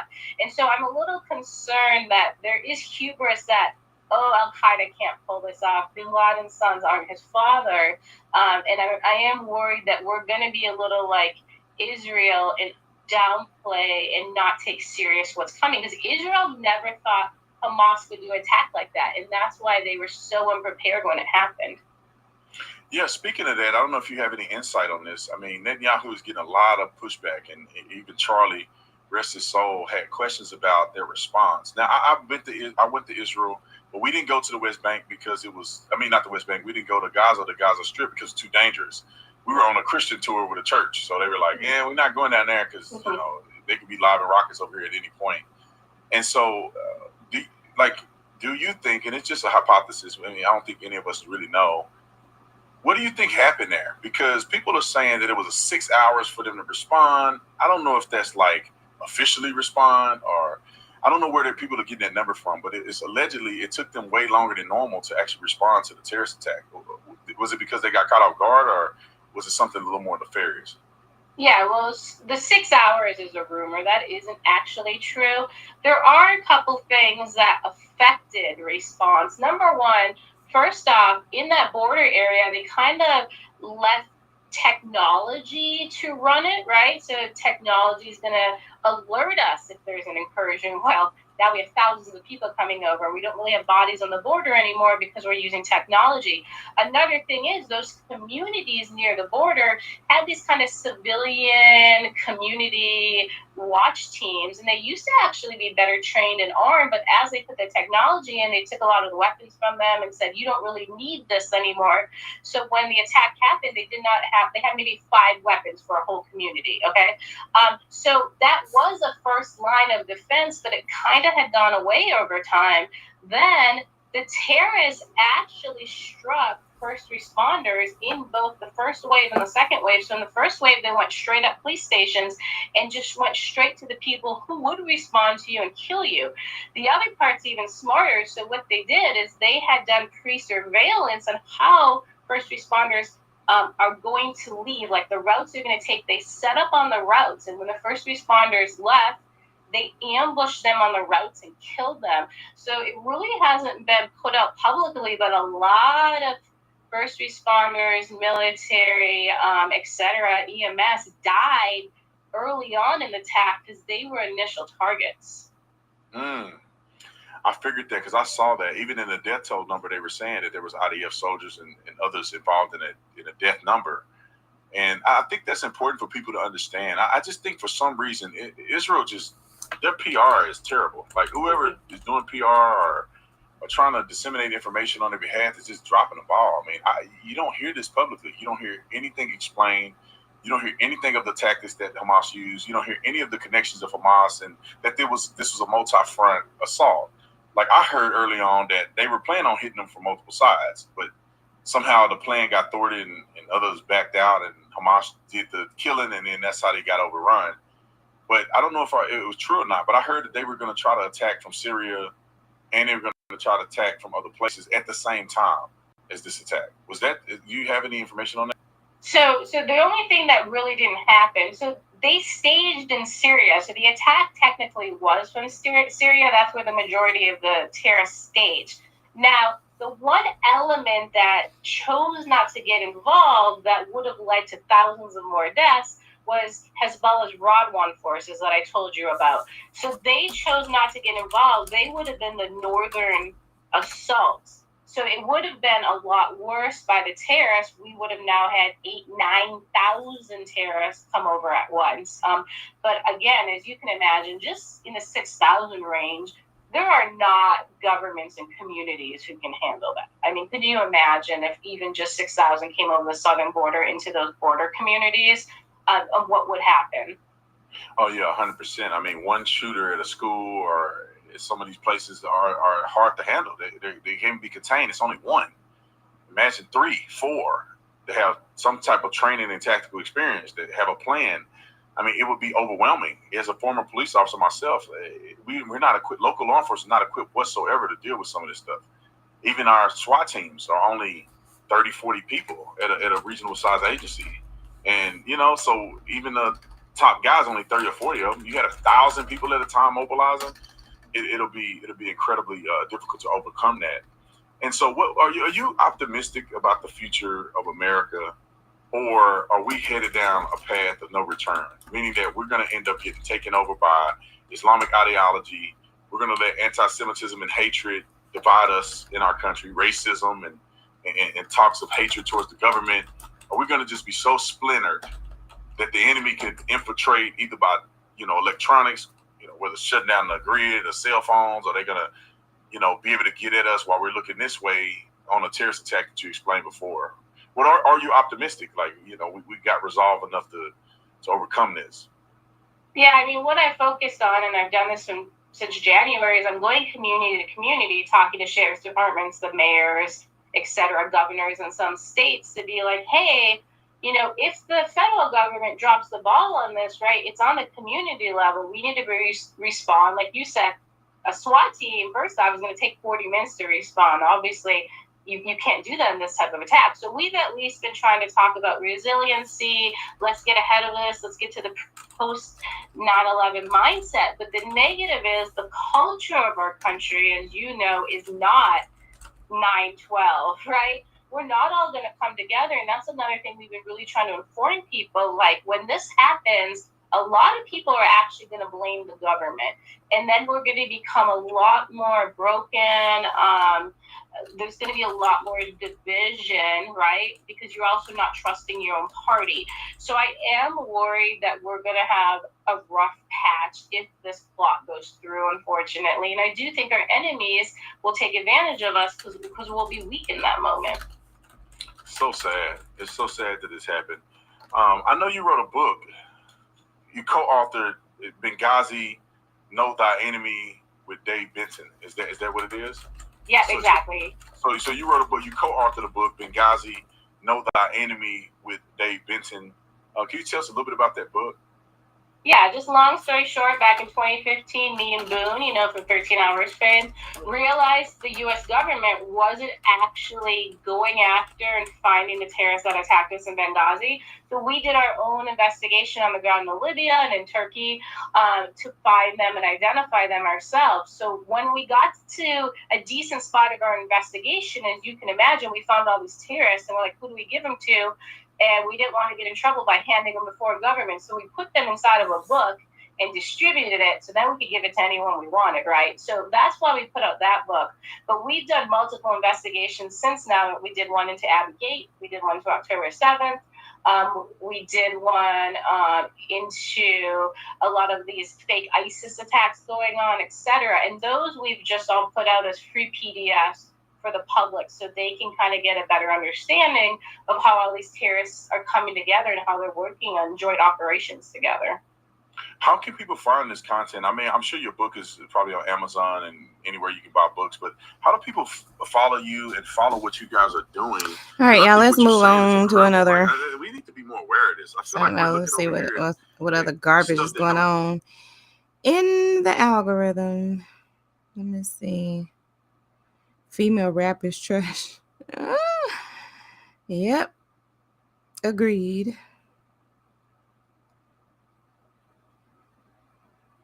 Charleston White goes off on Cardi B. Let's listen to this show for getting pregnant by Stephon Diggs.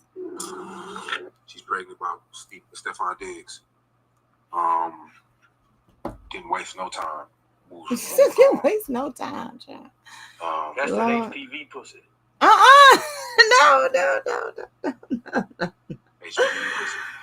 Oh my God.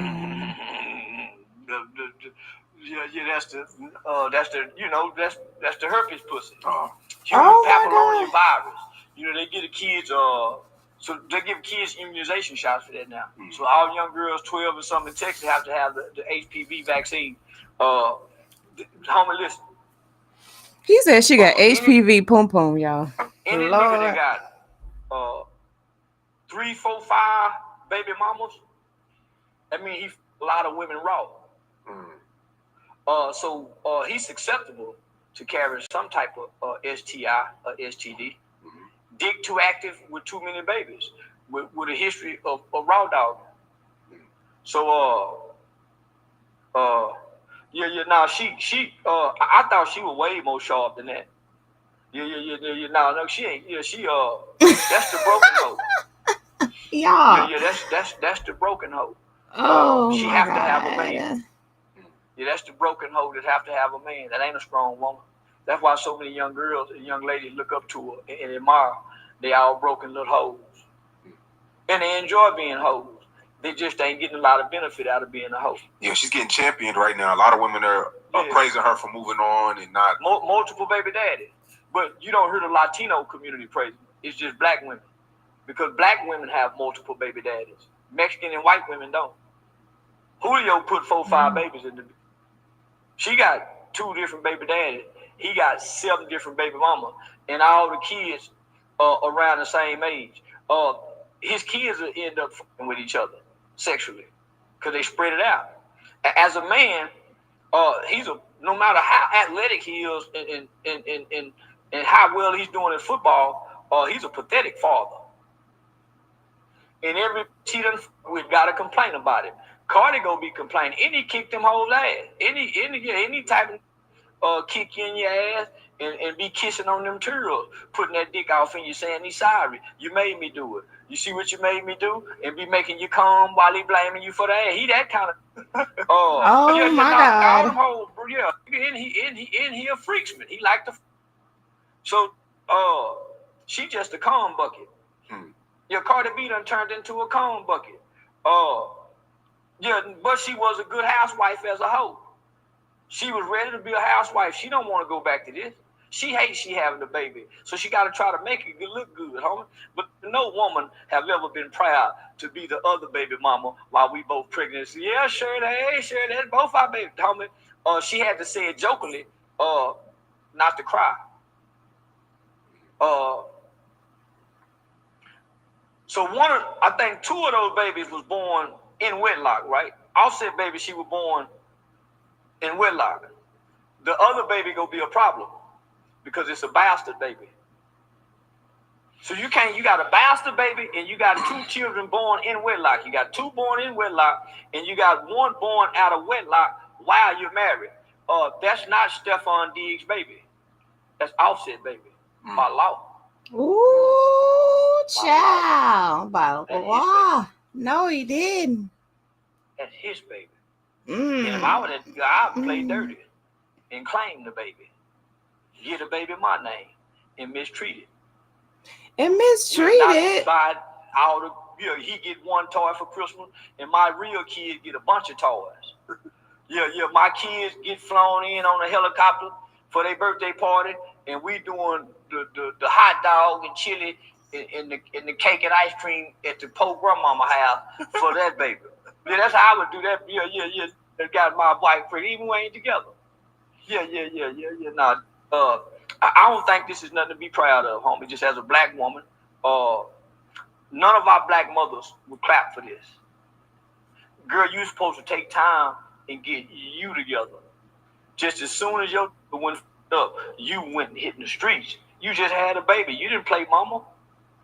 Who nurture these babies? Where the nurture come from? If you got time to and do, man, you out party having fun. Who nurturing these babies? What the positive male influence coming from? You getting your son her twisted up like this nigga. This is not a positive influence on your child. He ain't even in his own kid's life. Dang. He ain't even in his own kid's life. So, man, she was better off staying in that grass because it don't look like it's green over her. Yeah, somebody said from a white. He said she would have been better off staying in that grass. Y'all, this is not a good look for Cardi B. This is not. And I hope no girls are aspiring to be like this.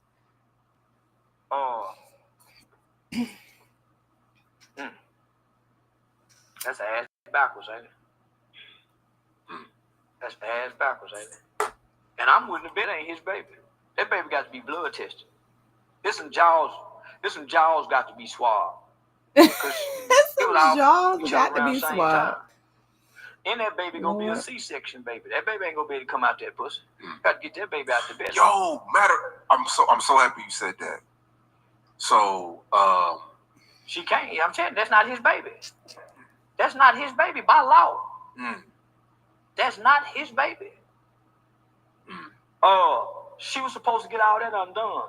And then, homie, just from a spiritual aspect, how the kids get mistreated. That's how these two brothers or kids look at this one. Man, yeah, no. Because I guarantee, nigga, when that baby turn 10, they won't have a mutual respectful relationship. That nigga like to fuck hoes. She just playing cool right now with it. But nigga, once that baby get her, she ain't gonna be cool with that nigga having to go over there. Because when he go over there, he gonna be fucking one of them too, they baby mama. And niggas still fuck baby mama till them kids still be about 4 or 5 years old for y'all really start hating each other. But y'all still sneak and fuck with the hate love, out of convenience. So yeah, nah, nigga. So this was 10 steps back for the black women, especially for the ones who clapping, because most of the hoes who clapping got 2 or more kids, about 3 or more different niggas. That's a contaminated pussy. That's a contaminated pussy. Speaking of, dang, y'all. Let's say 2-3 years ago. Oh, that's tough. You I'm lying. Shit, last year you had predicted Blueface and Christian Rock's baby. Yeah, baby about 2 years old now, so it's been about 2 years. Yeah, about 2 years ago, man. And I mean, we go be a bobblehead. Man, bruh, chill out. Chill out, man. You never can't hold their head up. Some point they gotta be able to hold their head up and look up at you. But nigga, we I play a villain. And some of the things I say at times, I'm not saying gonna affect me, but I say, goddamn, nigga, shit. I say some shit. But then I say, well, nigga, you ain't saying nothing wrong. How you saying it is wrong, but how can the truth be wrong, even if it's said like this?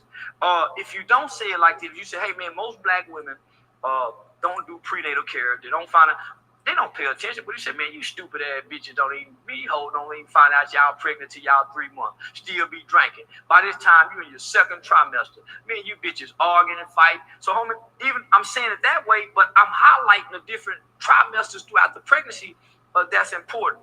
Prenatal care, the lack of prenatal care. Homie, so yeah, I'm saying it fucked up, but nigga, it's the truth. So anybody who know anything about child development, child side, homie, you can clearly see that baby was gonna be affected. For one, the level of violence while she was pregnant, the different outbursts of anger. Nigga, and she was drinking. We was seeing her drinking in the club pregnant. We was seeing her smoking, and nigga, they was cheering for it. Nobody was shaming that behavior. Nobody's shaming Cardi B's behavior. A man have always done what Offset is doing. Women have not always done what Cardi B is doing. Women have always went and fixed them first, because if they fixed them, it fixed the man problem.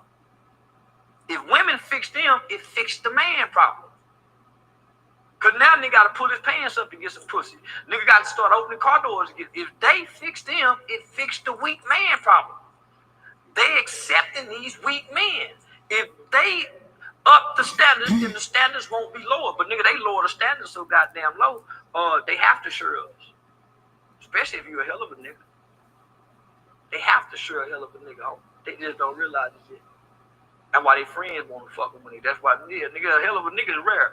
Especially for a woman to be bragging about it. Because very few women really brag about their men. Because most niggas don't give a bitch nothing to brag about other than some dick. So, yeah, nigga. Yeah, I'm sorry about his language, but I almost want my son to go, and I don't always even agree with everything that he says, but like sometimes he is on point, y'all.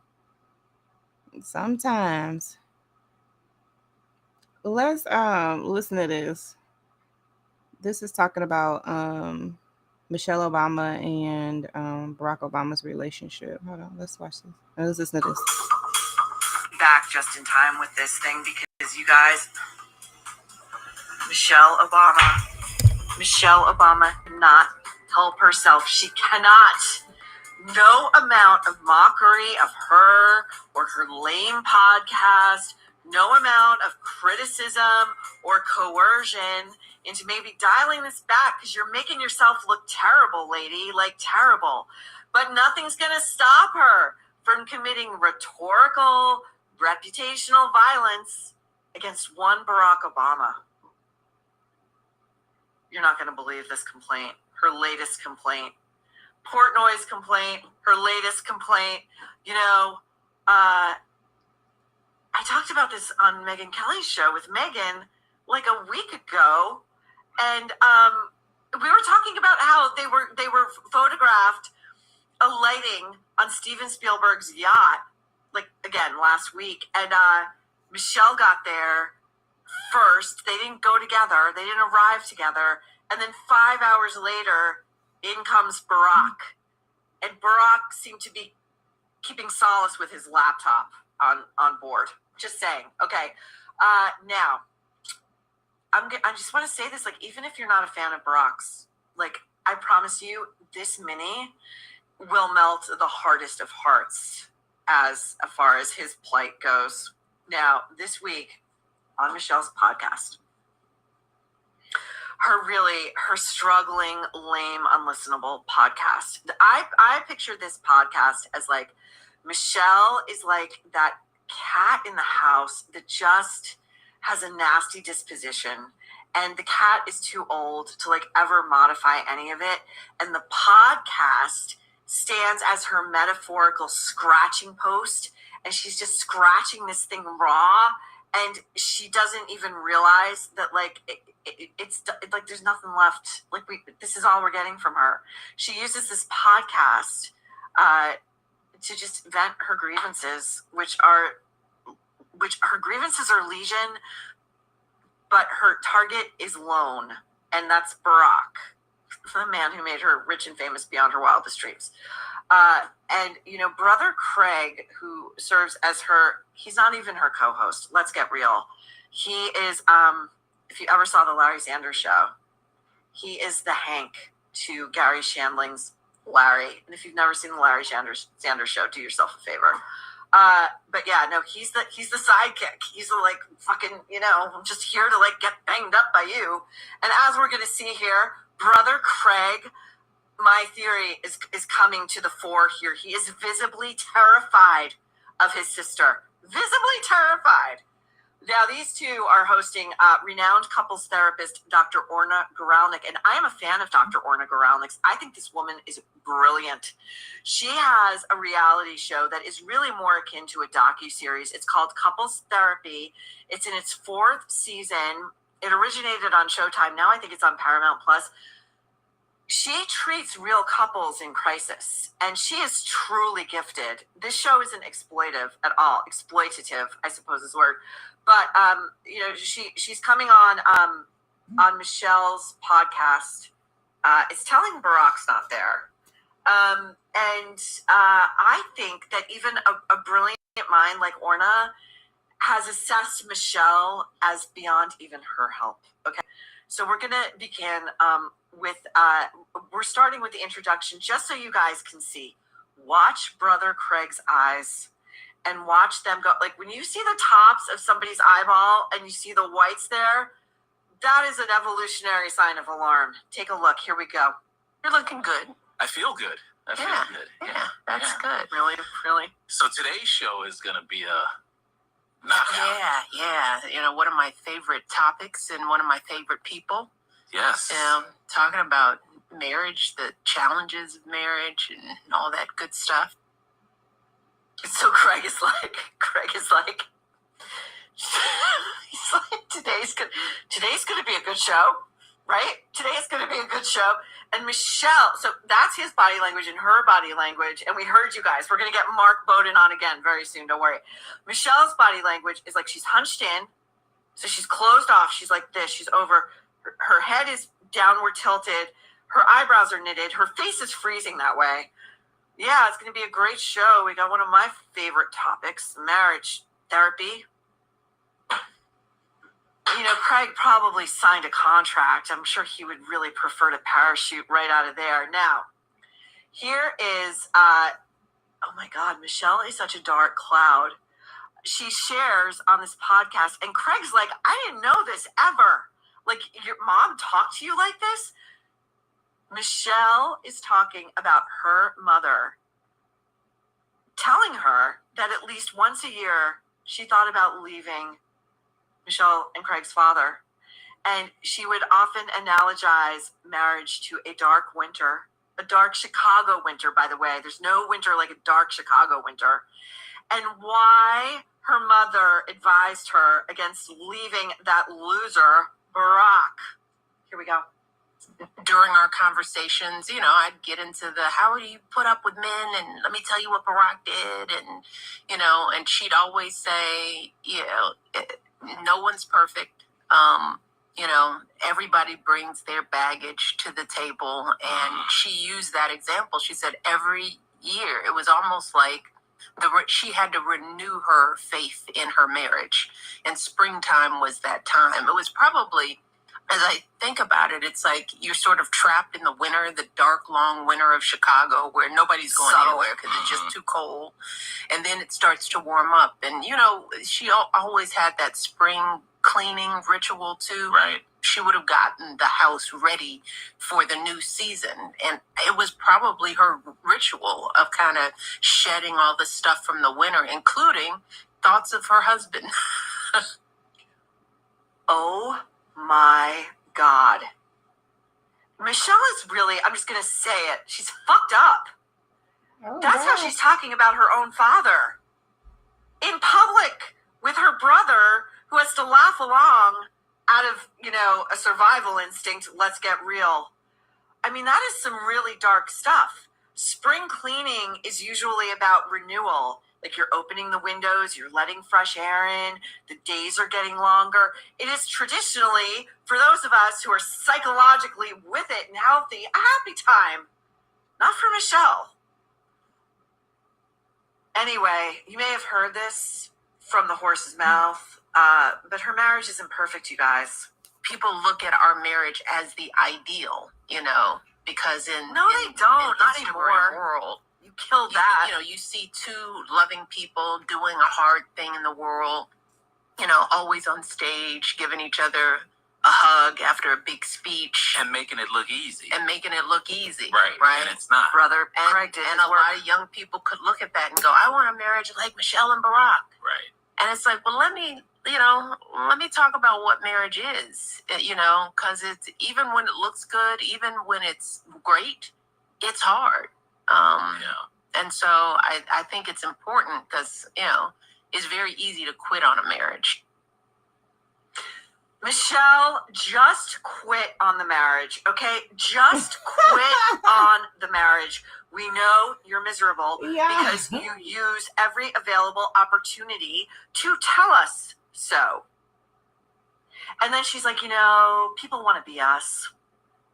no matter how much I talked shit about this loser over here, first black president of the United States, duly elected twice, made us multimillionaires with 4 states around the continental United States. Oh, and Hawaii, so 3 and 1 rather. It's very hard. It's very hard to live in the White House and have a staff of foot soldiers and have the mainstream media laud you as one of the most beautiful, successful to ever be a first lady, and then to exit with a ton of goodwill and sign book deals worth $60 million. It's really hard. Shut up. Now Michelle is doing something real. I think this is unforgivable. I don't think Barack Obama has ever spoken about this. I could be wrong, and if I am, I'm wrong. But even so, it's always his story to tell, not yours, Michelle, okay? Here, she outs Barack Obama going to therapy. Barack and I've done individual therapy, we've done couples therapy. There's just a way to, as I was saying in our earlier conversation, to, bring our marriage down to reality for people. Listen, Michelle, none of us give a shit about your marriage. We're not invested. We don't care. I don't care if you stay married. I don't care if you get a divorce. I mean, frankly, I think I speak for many when I say we would love it if you got a divorce, because this now just feels sad, pathetic, mean, and full of vengeance. And it is not a good look, okay? You look very small. And I frankly don't understand why Barack hasn't begun divorce proceedings, because trust me, the world would be cheering him on. Now, Craig's going to get a little shiv in, okay? Craig knows what's up. He knows what's up. We're going to hear about what Barack Obama's... They're talking love languages, okay? I think, as I've said before, the opposite of love isn't hate, it's indifference. And I think Barack is displaying indifference. I think Barack presents to me, I know he was president, and I know you got to, fight a lot of battles and get in the mud to get there. I know you do, but Barack interpersonally presents to me as conflict avoidant. I think within the 4 walls of the family home, he presents to me as conflict avoidant. Let's listen. Well, your love language is talk, and if talk isn't his love language, he doesn't want to go to the edge of anything, because he just wants you to hold him. That's the experience he wants, or he wants you to just leave him alone. No, sorry, that's the Barack. Experience he wants with his wife. I'd like to know. His love language is solitude. Craigers getting in there. His love language is solitude. And look at Craig's body language. He's pivoting away from Miss Misery over here. Barack's love language is solitude. It's solitude. It's his Apple laptop and it's earbuds. Okay? And it's being on Steven Spielberg's yacht 500 yards away from this stink cloud over here. Now to the big complaint. Michelle's Portnoy's complaint. Her latest gripe against one Barack Obama. You guys aren't going to believe it. If you haven't seen the headline, I envy you, because this is a banger. Here we go. Because how many times somebody asks, what are you thinking about? And you're like, well, let me make up a thing, because I don't want to actually tell you what I was thinking about right now. Which was the way you're chewing makes me want to smack you upside the head. That's why guys don't want to have Would that be an edge? That would be an edge. And that would be really interesting. You could open something up there in a big way. Why is your chewing annoying me so much? Right. Let's discuss. Michelle says in this pod that it's not just her who is disturbed to no end by the sound of Barack masticating. It also affects and offends their 2 daughters. All 3 of the girls cannot stand Barack Obama's chewing. I don't buy it. And by the way, if I'm Barack Obama, I'm saying F off, because none of you are living the lives you're living without me. I'm the one who's been putting food on this table, so F off. Because the girls and I talk about it's a thing. Yeah, I didn't realize that. That's good to know. Yeah. Because the girls and I are very irritated with the way Barack chews. Oh my! Craig's like, oh my God. Like Craig is feeling it, you know? Craig, get out. Okay, save yourself. You think this is how she talks about her husband. You don't think you're next? And by the way, here we go. Here's a little taste of what's to come, Craig, because she's laughing at you. Here we go. But why does it annoy us? Should we, is that a statement of something deeper? And if it doesn't annoy you, is that a statement of something deeper? No. That's not fair. Wrong again, Craig Robinson. Not fair. Sorry. You got one more strike and then you'll have to leave the table. Michelle is disparaging him. She's like, your question is dumb. His question wasn't dumb. He's just trying to play ball. And he's not going to bring up any of his own marital issues in his first marriage or his current marriage. He's not playing this game. You know why? Because he's smart, okay? There's one person at that table not talking shit about their spouse. And it's not... Okay, now, Orna has a question. And her question is basically, hey, lady, do you get joy out of anything? Did anything make you happy? Here we go. I wanted to ask you guys earlier, like, what makes you feel alive? What makes you feel like you're present in the life I live, which is so abnormal now? Yeah. It's really, it's like being outside. You know, I mean, I say this a lot, something that comes with fame that people don't, that they don't appreciate, they're not cautious of, is the loss of anonymity. Yeah. Like, it's hard for Barack and I to just be in the world unobserved. Yeah. And as a couple, so much of your interaction just happens because you two are experiencing the world together, sitting in a park and watching life go by, you know, stopping at a cafe and getting a cup of coffee, and then the conversation turns to the conversation next to you, right? We're always the conversation next to the people we're sitting, right? Oh my God. Listen, Michelle, if you don't like the attention, nobody's forcing you to do this podcast at gunpoint. Nobody's forcing you to take millions of dollars for book deals. Nobody's forcing you to go yachting with Steven Spielberg or sign Netflix deals. Nobody's forcing you to do anything. You don't like being famous, and I love it when people who are famous, who fought for fame, who then complain about being famous, go, you know what, you idiots out there who aren't famous don't understand about how hard it is to be famous. Hey, you can exit right anytime you like. There have been plenty of first ladies who exited the White House and went back and lived quiet, productive lives without the need to be in front of a microphone or a camera bitching about their husbands.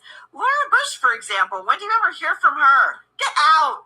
Get out! And that, my friends, that, until Michelle's next issuance of bullshit, is our catharsis. That is our catharsis. And that does it for our mini nerve. That does it.